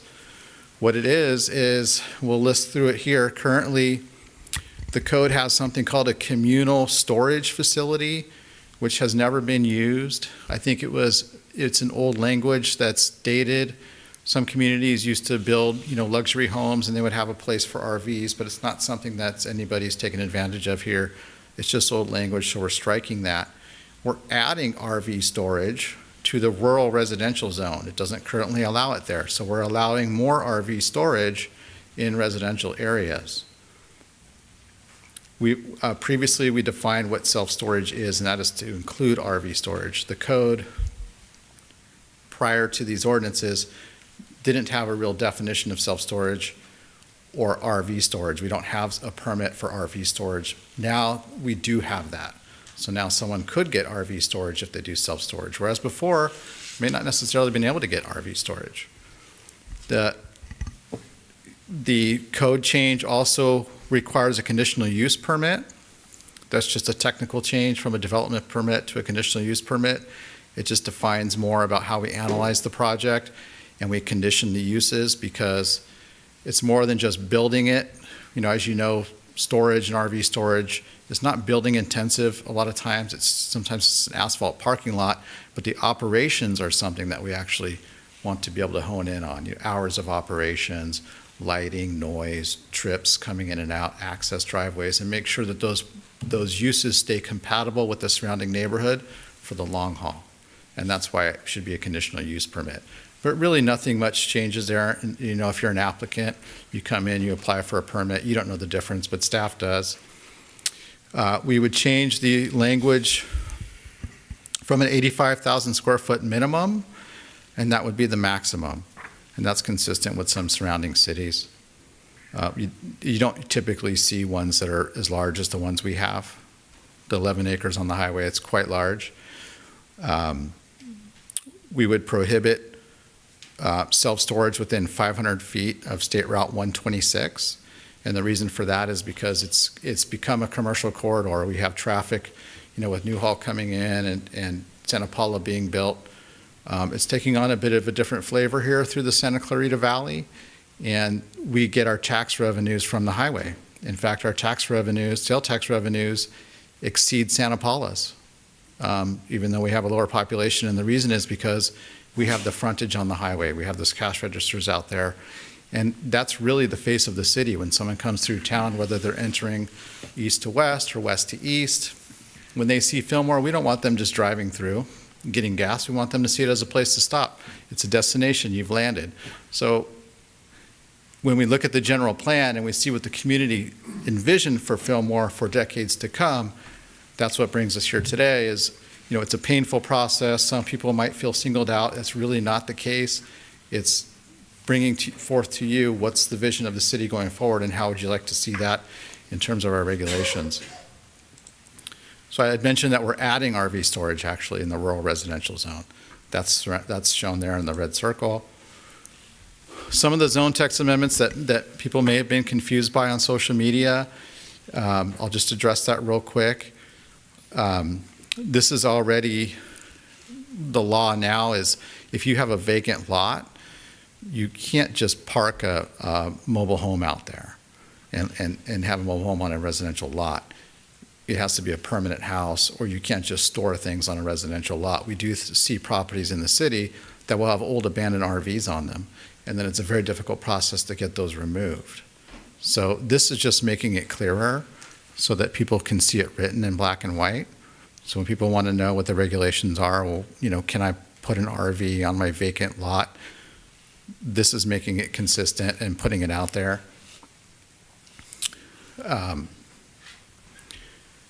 And again, number 3 is just making it consistent with the existing law under Title 14. You can already do those things. You can park RVs on single-family home lots in Fillmore. That's one highlight of Fillmore. A lot of people move here because you do have side yards, and we encourage side yards. You'll see them throughout the bridges and other developments. The developers are more than welcome to develop side yards that allow for RV storage. That's something staff encourages. If you do park an RV on your property, it's supposed to be behind the front yard setback. So under existing law, this is not new, they're not to be in the driveway, they're to be behind the front yard setback. So that's not a new regulation here. All this is saying is behind the gate. So that's there for your consideration. This goes through some of the zone text amendments that you'll see, and pretty much these are geared toward land use compatibility and aesthetics. So if we do have, like I mentioned, the 2 that are hanging out there to submit RV storage applications, if they do proceed, there's going to be development standards under the existing code, plus these additional development standards that increase the compatibility of the projects and increase the aesthetics of the projects, as you may see from the highway or maybe from your new homes in the North Fillmore specific plan area. We have architectural that's being addressed with this, varieties of roofs, architectural character, window door configurations, screening your mechanical equipment, screening parking areas. Those are all standard things, and you'll see these in other cities as well. This is not new. We didn't invent this. This comes from other cities. This is a way you beautify your city. As far as fiscal impact and goal, this meets the City Council's goal of smart growth, develop and implement strategies to effectively address growth, sustainability, and livability within our dynamic community. Under CEQA, there's no foreseeable physical impact or indirect physical impact or change to the environment. We suggest that this is exempt from CEQA. Staff's recommendation tonight on this ordinance, against the first reading, is to receive the staff report, conduct a public hearing, discuss the proposed revised ordinance, and approve the first reading to introduce ordinance 24972, amending the Fillmore Municipal Code to clarify existing regulatory requirements and adding new regulatory requirements for self-storage and recreational vehicle storage facilities within the city limits and a finding of exemption from CEQA. I'm here to answer any questions. Okay, I'm going to do this in 2 parts. I'm going to ask council to go ahead and give questions of staff right now, and then we'll go to public hearings. Yeah, I have a couple of questions. You highlighted pretty well, I think, the single-family home RV storage options or clarifications. One thing that I wasn't sure of was the term, I think it was in this ordinance, maybe not the old one, grass creating versus paving for somebody who was going to store on their single-family lot. Could you clarify like what that exactly means? I think I know what it means, but I won't make any assumptions. I'm sorry, let me pull back up that language. And I'll see if I can find it in the ordinance. Was it on the slide?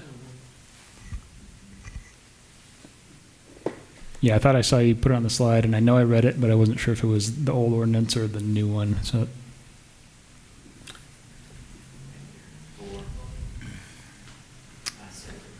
yeah.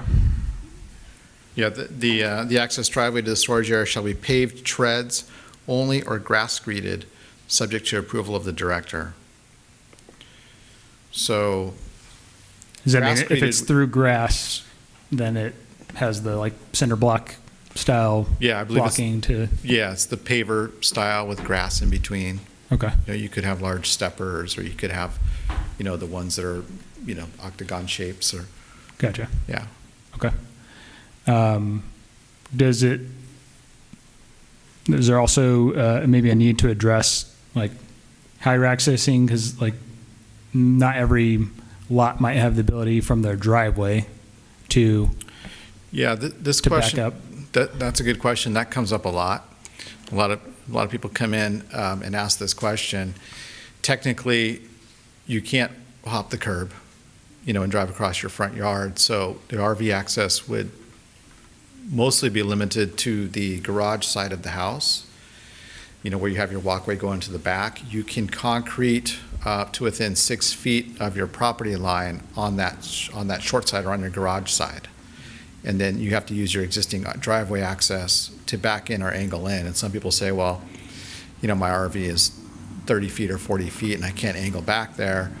They would have to come in and, you know, try to apply for a driveway apron cut, something like that. But I don't know that that's how they recommended it.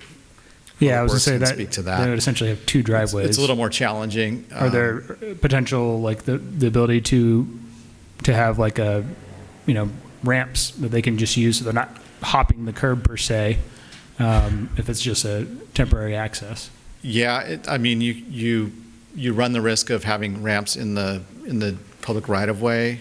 They can also block water that's running down the gutter. You know, so we do see that problem too when people start to put stuff out there. They don't take them away; they become more permanent. Plus, you have vehicles driving over the parkways, which tend to be public area and grass area, so that tends to get torn up as well. So we don't encourage that. You know, we're not necessarily out there policing it either, but it's not something we can give a green light on to say, you know, go ahead and put some ramps in the curb and do it that way and drive over the parkway. You know, we don't have any way of authorizing that. Yeah. Okay. Yeah. The second question that I have was regarding the requirement for paving for the existing, for new permits.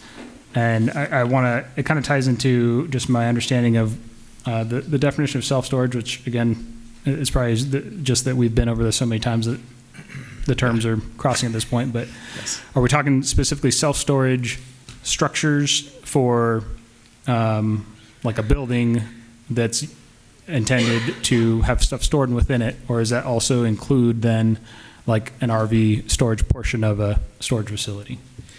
Yeah, the way of a that property.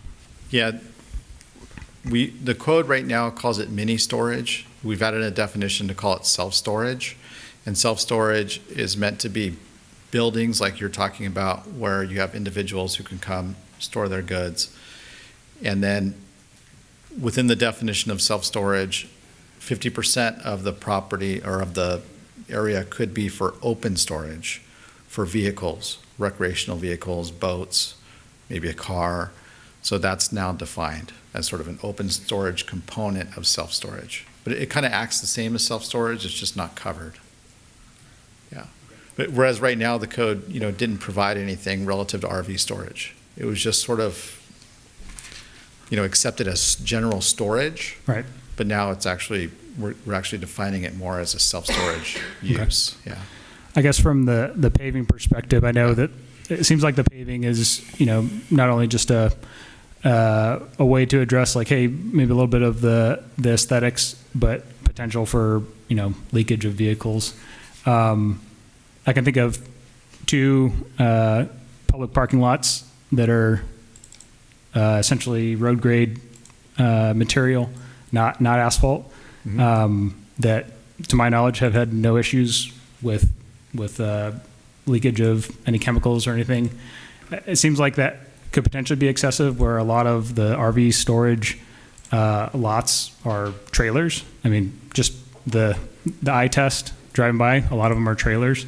And it might just make sense for us to look at whether or not, with the examples that we have of public parking lots throughout town that are road grade material but not asphalt, whether or not it makes sense to give the option for like an approved design for like a grade material rather than the asphalt, especially when we consider there's going to be screening requirements for fencing or walls that, unless you're driving your RV on that lot or something like that, that it wouldn't really be in public view.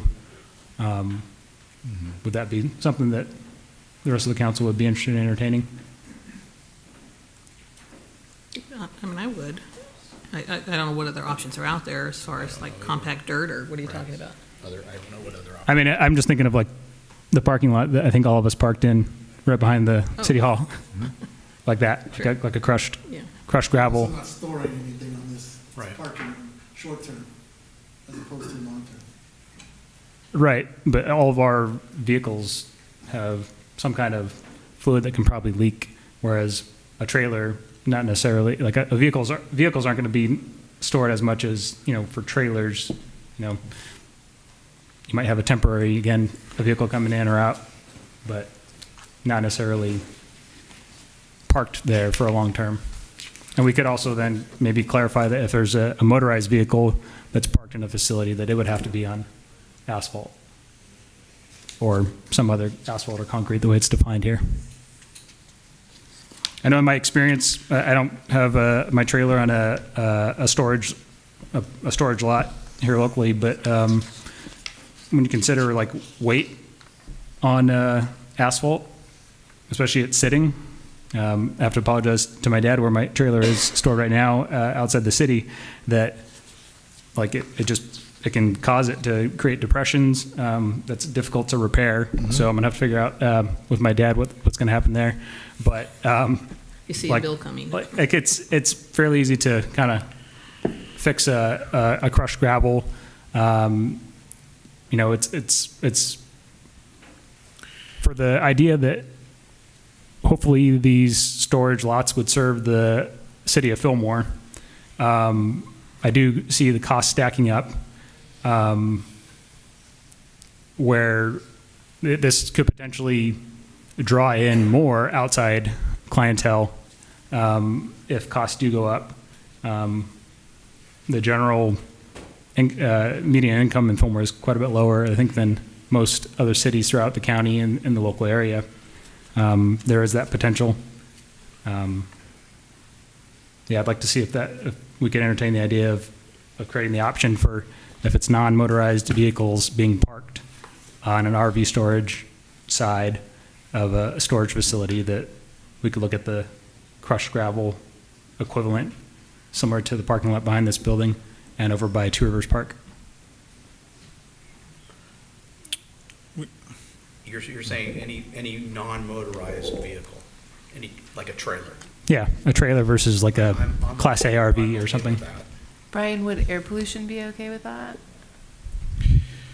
Yeah, I mean, it's just a matter of not creating dust. Right. So, APCD would look at whether you're emitting fugitive dust, not so much what your paving material is.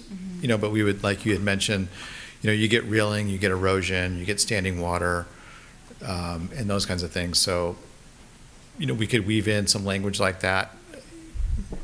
Might require more maintenance on their part, or if the site starts to look a little bit off, it's going to be Right. tougher for us to come out and do code enforcement on. But we could certainly look at, like you're pointing out, some of our parking lots around here, if that would work, to the extent that they control drainage, so we could say, or other material such as crushed gravel, that continues to maintain the surface flow and doesn't, cause rilling or erosion, something Right. to that effect. Yeah. You also have to, be concerned about track out. Tires will pick up dirt and mud and things like that and track that onto the street. Obviously, that could be same consideration out here. But so long as it's maintained, and that's one of the reasons why we have a Right. conditional use permit, Mhm. to build in those conditions. And then, we don't have the ability to enforce a whole lot, so we have to really be the honor system on things like that. But Yeah, and I bring up the parking lot behind the building and over by Two Rivers, not as like a ding on the city, but because those seem to be working. And I don't think it would make sense for us to go down the path of paving them because they've been working. And so I think that kind of begs the question of, is it fully necessary? A developer might think that they want to, and I think that to also create the ability for the land to be adapted in the future, it's less troublesome to tear up, I would think, as well, should the land use change in the future. I think it's going to be dependent on how thick the gravel is. I mean, if you're going to put if you're going to put just one little layer, it's going to kick mud up and dirt. Correct, But if yeah. you put a nice thick layer on, right. And I don't know what the line, what point it is. Yeah. I don't know if there's a standard Yeah. for those crushed gravel roads. I know there's a lot of options out there for geogrid and all kinds of things to be able to stabilize it, but yeah, I mean, you can engineer anything.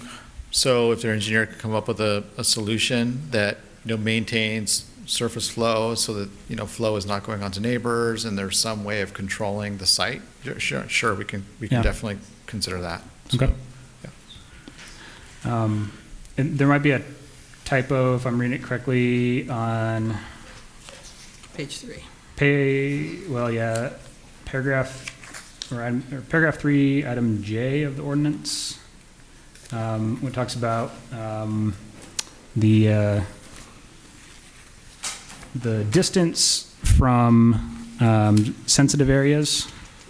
I think it's meant to be like some minimum distance. It just says with a minimum feet wide landscaping area.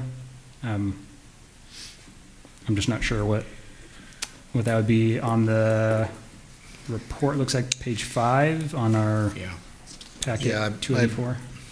I believe that's a 4 foot wide. Minimum, yeah. Okay. 4 foot wide minimum landscape area. Okay. That kind of leads to my question on J. It's back to on what you showed showed on the slides. It says 8 foot, and then back here it says 6 foot, and then an 8 foot. You're talking about for the height of the wall, Yeah, wall I or know, fence, right? Yeah. He's showing 8 foot here, and then over here it's saying 6 foot or a fence of 8 foot.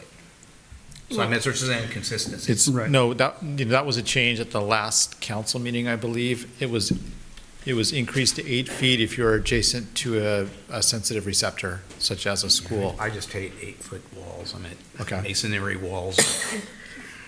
Okay. Good. Yeah, and along the same lines, and I'm looking at page 7 of the report, there was a discrepancy on whether it could, earlier in the report, it said masonry wall or fence, and here on bullet point number 7 on page 7 of the report, it says decorative masonry wall, and then or fence is crossed out. So can they do either? It's intended to be a masonry wall. So no fencing. Right. Okay, then there's a That's what I was. earlier correction then. Right. I'll find it, but that's okay. Yeah, I think there's a correction there on J.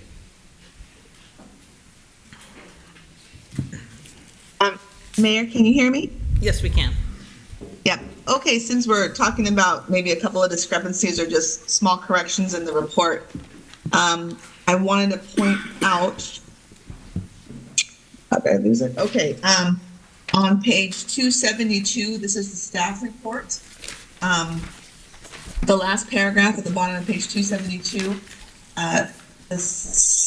the third sentence says, if approved, the ordinance will not take effect 30 days later. I think it's meant to say the ordinance will not take effect until 30 days later. Yeah, I remember that as well. Okay. The last paragraph on page 3 of the report. Yeah, I think it should be a non-issue. I think it's standard that it will take effect 30 days after the second reading. Right. Yeah. Right.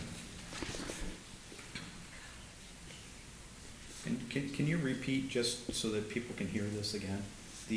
This does not affect residential uses. RVs can be stored at your RV, just repeat that if you could, just to sink it in. Yeah, this ordinance is predominantly focused on RV and self-storage facilities that require a conditional use permit. It does not affect your ability to park an RV legally under existing laws at your house behind your front yard setback. It also doesn't affect Title 14 as enforced by the police department that allows you to park your RV for 72 hours on the street when you're loading and unloading. It also doesn't affect your right to obtain a permit to have a visitor stay in your motorhome in your front yard or on the street for 1 week with a permit. None of that's affected by this. Thank you. Yeah. Okay. Any other questions, comments? You sure? Okay. I guess I do have one more question regarding just the setback. I know a large portion of that originated with the concern for large storage facilities popping up over in the business park. We kind of addressed that separately through another ordinance.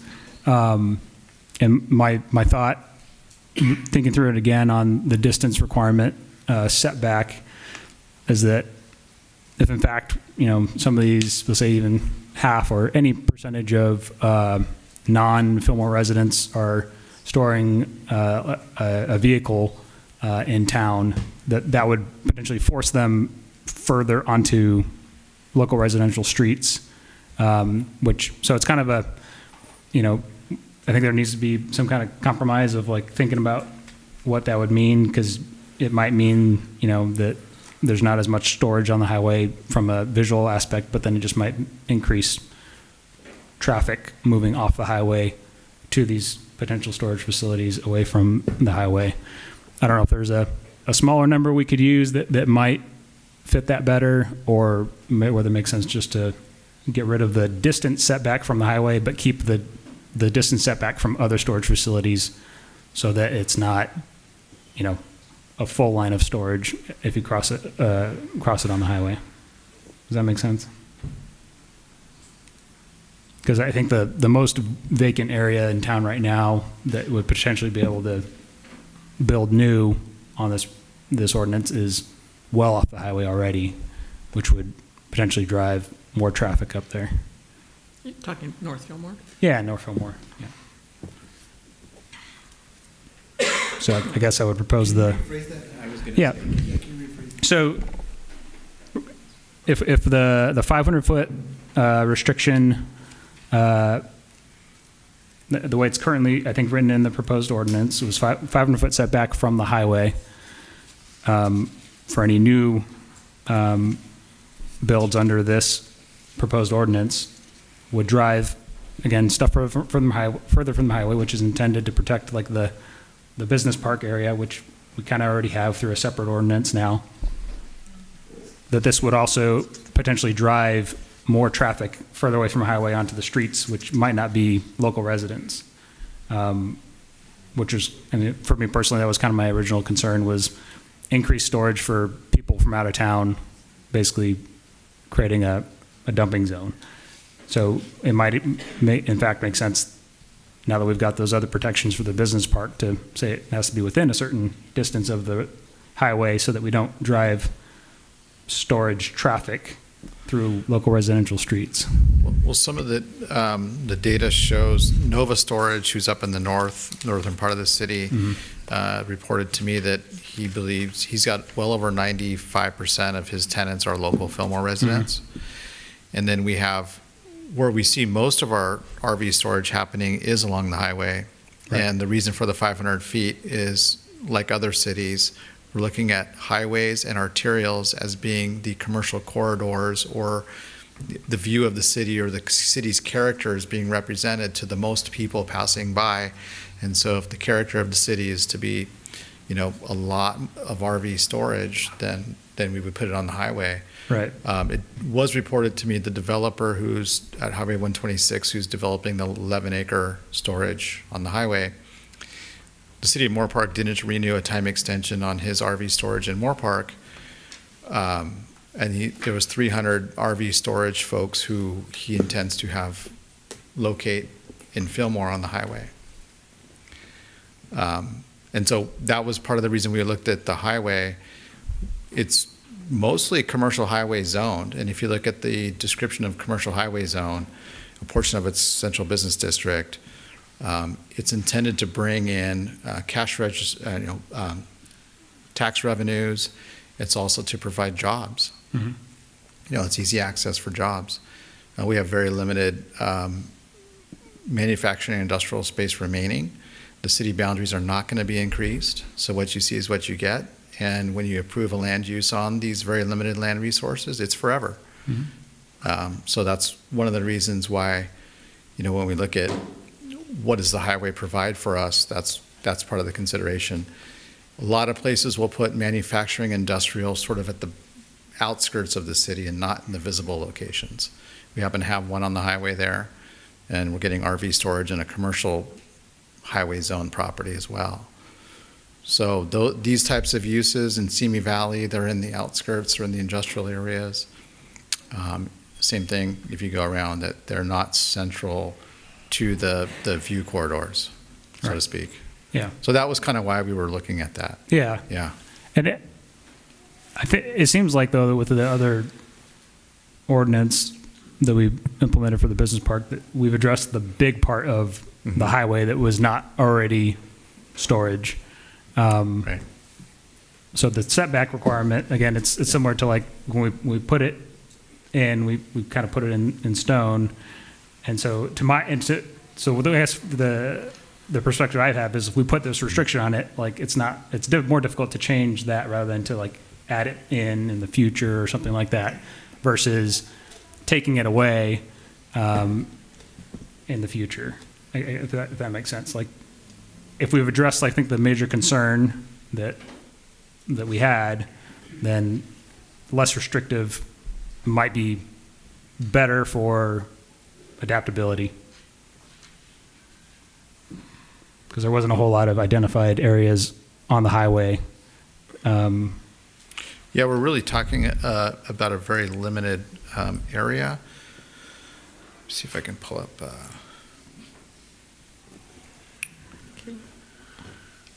The really only manufacturing industrial area within the 500 feet is the one you see there that, I don't know the address, but it's right there on the south side of the highway. Right. It's noted here as existing and proposed RV storage. That's the only one within 500 feet. Right. And that person has been granted a window of opportunity to submit for a permit without being subject to this, the 500 foot. Yeah. But what it would do is prevent,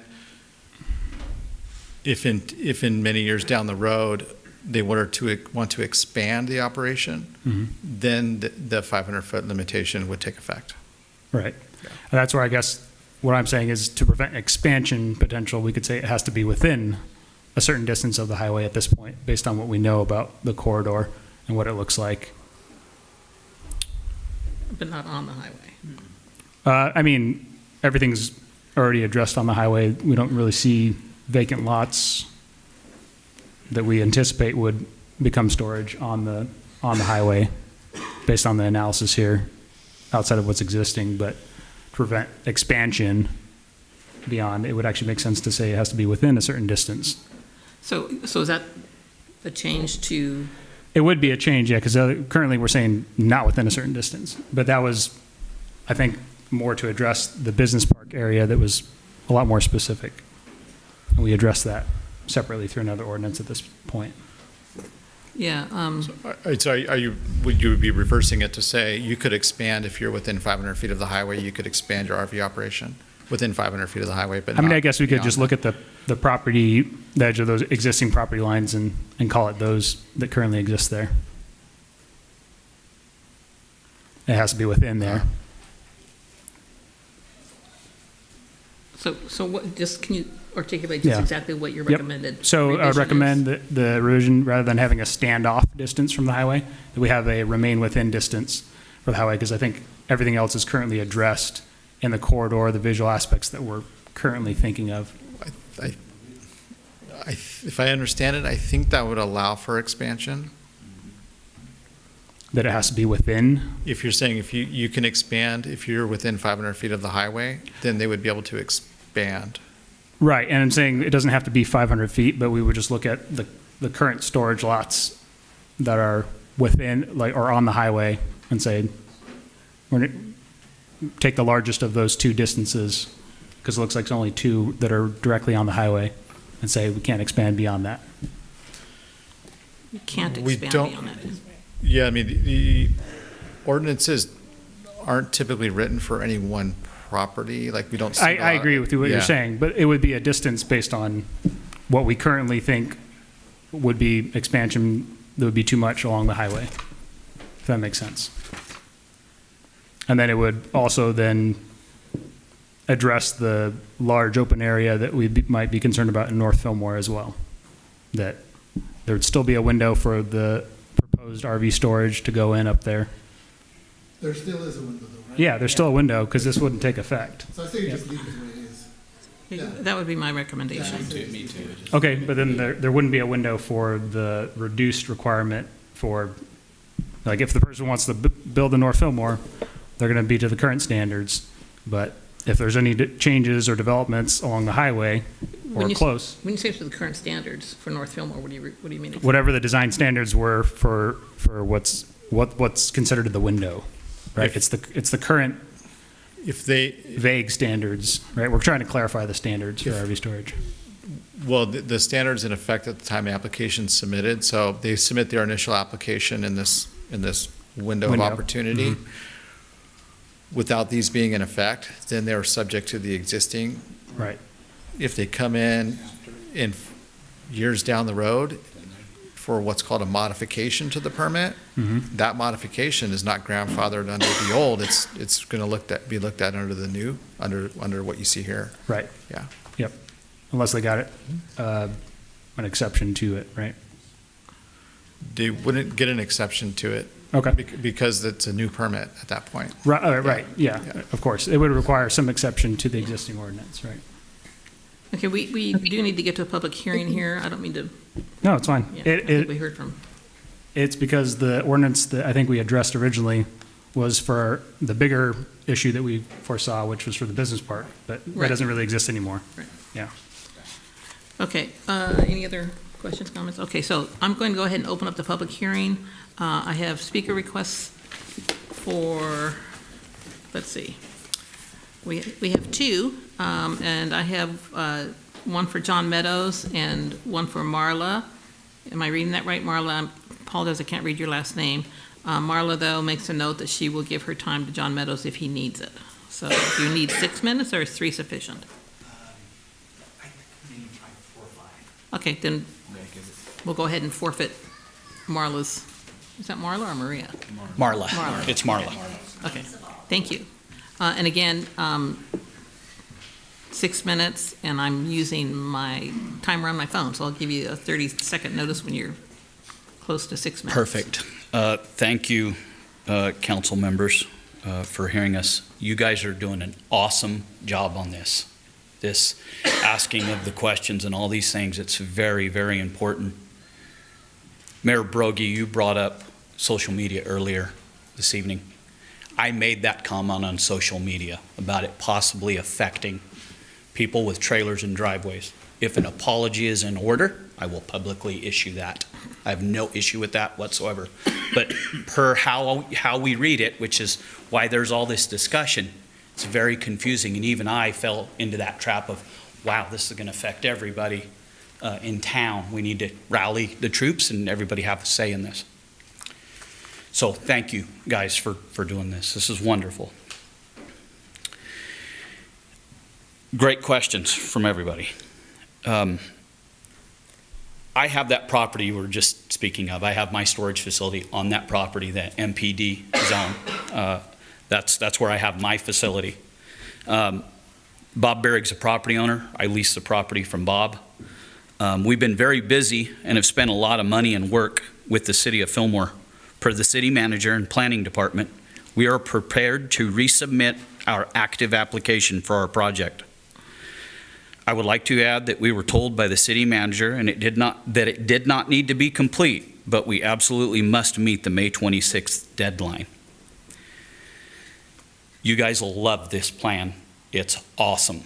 Landscape, we've crossed all our T's, dotted all of our I's, asked for input, and we are very excited to do this. It's going to make a wonderful centerpiece coming into town. It really, truly is an awesome, awesome piece.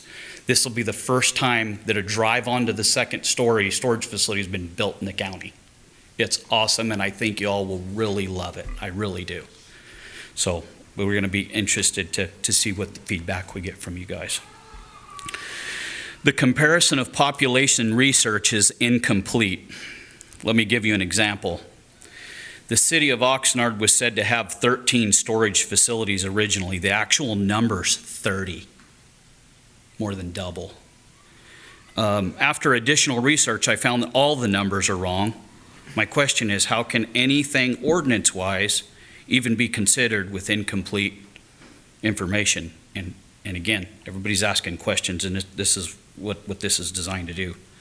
Our site is 9.56 acres and is zoned MPD. Currently, the approximate acreage occupied by storage is 4.50 acres of that 9.56. Per our conditional use permit, which was issued in 2011.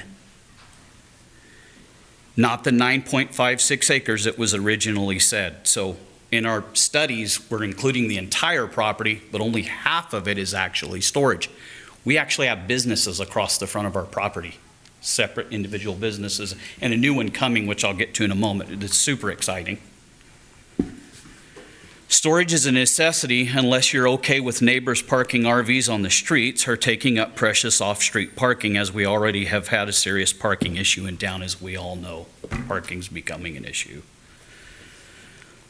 When staff considered RV storage to be a hazard and public health risk, how many RV accidents, emergency calls, or any other issues contributed to them being a risk or a health hazard? Just something we should be asking. You know, how risky is it? How much of a hazard is it? Policy consideration. We are aware of supposed adequate space being set aside in the general plan for business and industry. The glaring concern that I have as a licensed business owner of 10 years is, shouldn't the city of Fillmore hire the absolute best economic development coordinator that money can buy in order to make that general plan a reality? Just a thought I think of as a businessman. Currently on our site, we have an automotive tenant, a minority electrical contractor, a minority restoration specialist, a custom kitchen cabinet business, an RV storage / contractor storage business, my own business, and a soon-to-be artist workshop and gallery. They do big pieces like on the wall behind you, big, tall, long pieces, and it's painted on silk and rolled up on rolls. It's awesome. It's in the old AgRx building, if anybody remembers the AgRx location. That's where they're going to be doing this. It's really exciting to have them as a tenant. Combined, these highway frontage businesses occupy approximately 5.06 acres of the 9.56. So the area that the businesses, the frontage, the highway frontage businesses cover is greater than the storage. There has been discussion regarding disproportionate impact within the city, within the city and self-storage. The only disproportionate impact, my opinion, is housing and struggling downtown business. Landscaping has been a big part of the proposed projects. I know Brian is very passionate about that, and we John, have I'm sorry, you have 1 minute remaining. we have an awesome landscape plan to share with you guys for this project. Currently, the minimum square footage requirements for self-storage are 85,000 minimum. I would encourage you guys to leave that in place. The bigger, the better. I'd rather have 2 or 3 big facilities than 20 little ones. It just makes better sense. That way they're not checkerboarded all over town. We already covered how this and clarified how it affects residential zones. I'll leave you with this one. One thing in here was cargo containers, and we have cargo containers on site that we plan on moving those cargo container tenants into the mini storage facility that is combined with this new plan. So those will be going away. But a couple of things that really concern me on cargo containers is, and I know the city loves to lead by example. We have 6 containers in the city yard, some which have roofs spanning them, being used as garages or storage. 2 40-foot sea containers were just moved into the city yard, and the fire department has containers actually stacked. John, your time is up. Thank you. Thank you guys for your time. I appreciate it. Thank you very much. Give it to clerk here.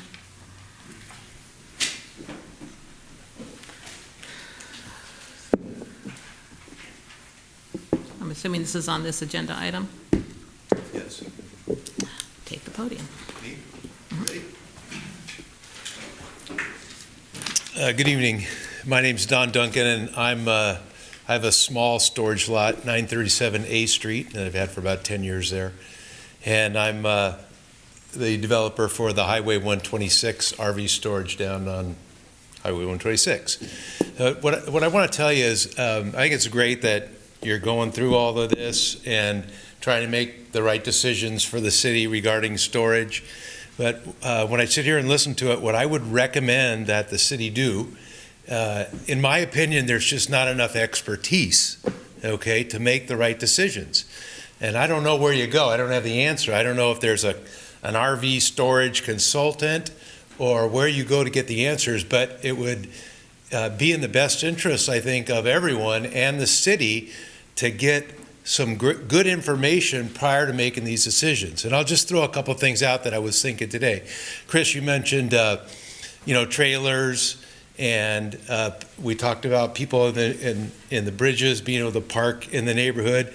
So I'll just give you an example. On my lot in Simi Valley, it's a 12-acre lot, and I have 475 vehicles there. About 100 of them out of 475 are under 30 feet. All the others are between about 33 and 45 feet. And they're getting bigger all the time. There's fifth wheels, they just keep, the stuff coming on the lot is getting bigger all the time. And also, about half of them are motorized. So it's not strong, or trailers are not the strong suit, it's a little bit of everything. Then the other thing I'd tell you is that about the smallest travel trailer that they manufacture, now there's always something smaller, but it's about 23 feet. And then you have a 3.5-foot tongue on that. So that 23 is now 27. Really, the smallest ones are more like 25 feet, and with the tongue, 28, all right? So if you're gonna live in a place where you can park an RV along your house, you're gonna pretty much have to have a small Airstream or one of those 23, 25-foot trailers. I haven't driven through to look, but there's probably not a lot of 43-foot fifth wheels parked in those next to those houses, because they're huge, right? Just like the motorhomes are getting bigger and bigger. So these are the kinds of things, and I'm not saying that I'm the expert. I just have been doing it for 13 years, so I have a lot of knowledge from doing it for 13 years. But and I don't know where to tell you to go, but if there's a place, or you can find knowledge from people in the business, I think it would be in our best interest to have that prior to making these decisions. I just wanted to share that. Thank you. Okay.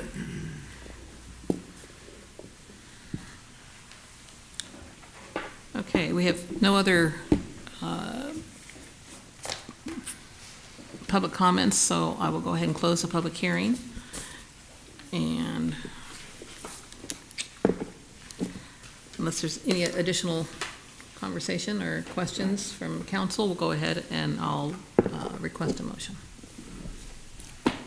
I'd like to make a motion to accept the first reading of ordinance 24-972 with the amended language for the surface type to include an alternative to asphalt, such as crushed gravel or an equivalent road base, and to remove the standoff distance from the highway, but keep the distance setback from other new storage facilities.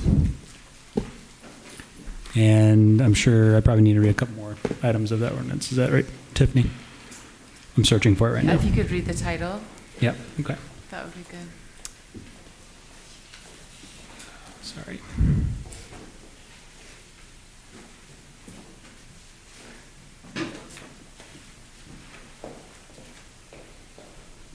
Sorry, I got stuck onto the older ordinance. Thank you. Appreciate it.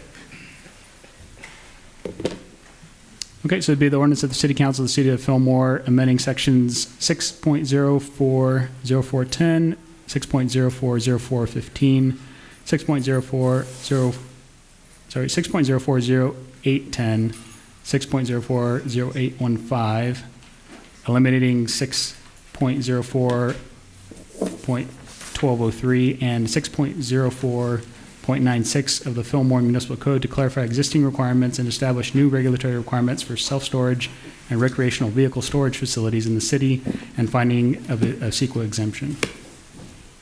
Okay, we have a motion of a second. I'll second. Okay, a motion and a second. All in favor, please say aye. Aye. Opposed?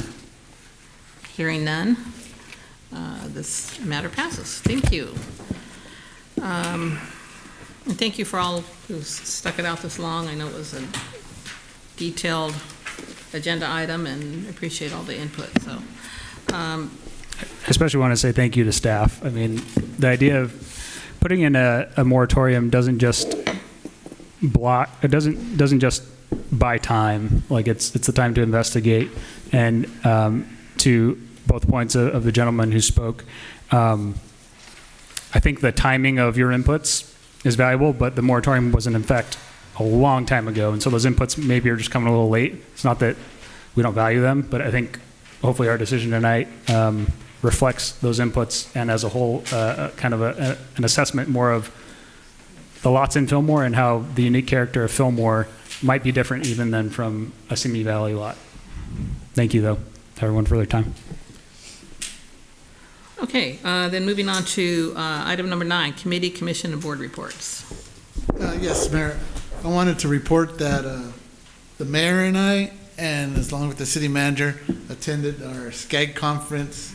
What days were May 2nd through the 4th? 3rd. And we attended some very valuable workshops, and we met some good people and connections. We actually met our representative from our GIS software. He was very, very nice, and he gave us a book, and I've started reading it. It's pretty good. Gave one to the mayor, too, but it was good, and thank you to the city of Fillmore for sending us to this conference. It was great. Anybody else? From the Economic Development Ad Hoc Committee, we met earlier today and just kind of updated ideas on how we're integrating our downtown strategies plan with our consultant to kind of rally the business community in absence of the former Chamber of Commerce and FAB, Fillmore Association of Businesses. We're trying to work together to get the businesses together to find a way forward. We met with many local businesses from downtown a couple weeks ago, and we have a follow-up meeting next week. So again, we're reestablishing that rapport, I think, which is really good. So thank you, staff, and Albert, for your time on that project. No, I finally get a Ventura County Animal Services meeting. We haven't had one for, what, a year? We're finally going to have one this week. Oh, I thought you said you had one. Okay, so you can report on that next week. We'll have Okay. something to say next time. Good. Okay, and yeah, in addition to the SCAG conference that I attended on May 9th, I was at a VCOG, Ventura County Organization of Governments, these acronyms. And it was a great meeting. We had our presentation by Dr.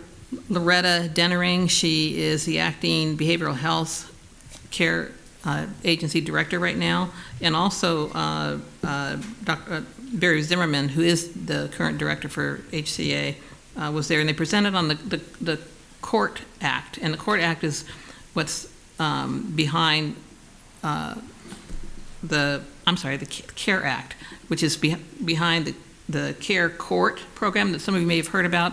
The whole goal on this legislation is to start looking, provide a different means by which we can assist mental health patients, people that are on the streets with mental health issues and drug addictions. And so other counties have already implemented it and moved forward with it, and it looks like it's successful. But our courts are not quite yet ready to do so. But I encourage you, if you're interested in it, you can Google the CARE Act and get information on how that's going to help us, not only just with the mental health family members and friends and community members, but also with their homeless situation. And then also, that was on May 9th, and on May 10th, I was at a Ventura County Transportation Commission meeting, which was really interesting because there was a very lengthy, 1-hour-long presentation just on the Santa Clara branch line and the bridge that's been down forever. So where prior to January of this year, if you recall, the bridge went down in February of 2023, and the plans were in place to have it up and running, repaired, and we'd have the trains back and forth from Santa Paula to here by the end of this summer. Well, then we had more rains this January and February, and consequently there was a lot more damage done. So what they've decided, there were two options available for us to decide on. One was let's just go ahead and repair it and have it done by summer. But then in looking at the way the Sespe Creek's coming down, they know, and these are the experts on the topic, they know that further rains will just cause more damage to the already repaired bridge. So now what they're looking at is there's going to be an environmental review. That was one of the options, and this is what the option that the council or the Ventura County Transportation Commission chose to go with. There's going to be environmental review, hydraulics, careful with this word, geomorphology, is that right? And environmental just studies done so that they can do what they can do to Sespe Creek. So in other words, when they get the repairs done, it doesn't just come back and tear everything down again. So consequently, the downside to that is it's going to be a much lengthier repair. So we're looking at summer of 2025 now. But that's in the works, and I'll have more information down the road as we move forward on this path for rebuilding. So, and that's all I have on that. Anybody else? Christina still with us? Oh, Christina, yes. I am. Can you hear me? We can hear you. Okay. Well, I'll wait till I'm back in 2 weeks to report out. I've been gone the last two council meetings at conferences.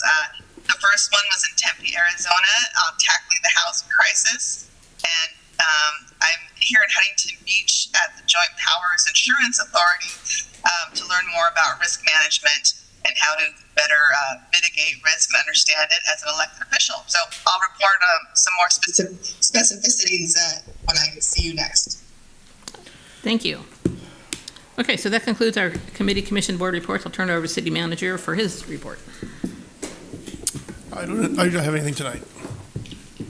We're good. Okay, then we are going to, council's going to go ahead and go into closed session now. And we have on the agenda, I think there were 4 items. We have an evaluation, a performance evaluation to do, a conference with labor negotiator, and then we have 3 legal counsel matters to discuss. And we will report back out at the conclusion of our closed session.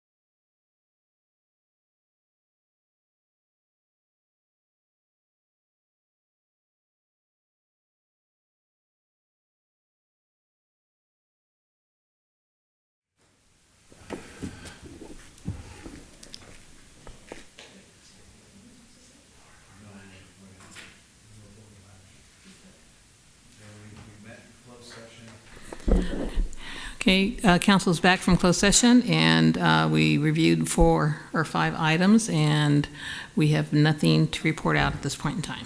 Thank you. Have a good evening. Meeting is being next meeting is scheduled May 28th and at 6:30 p.m. Thank you.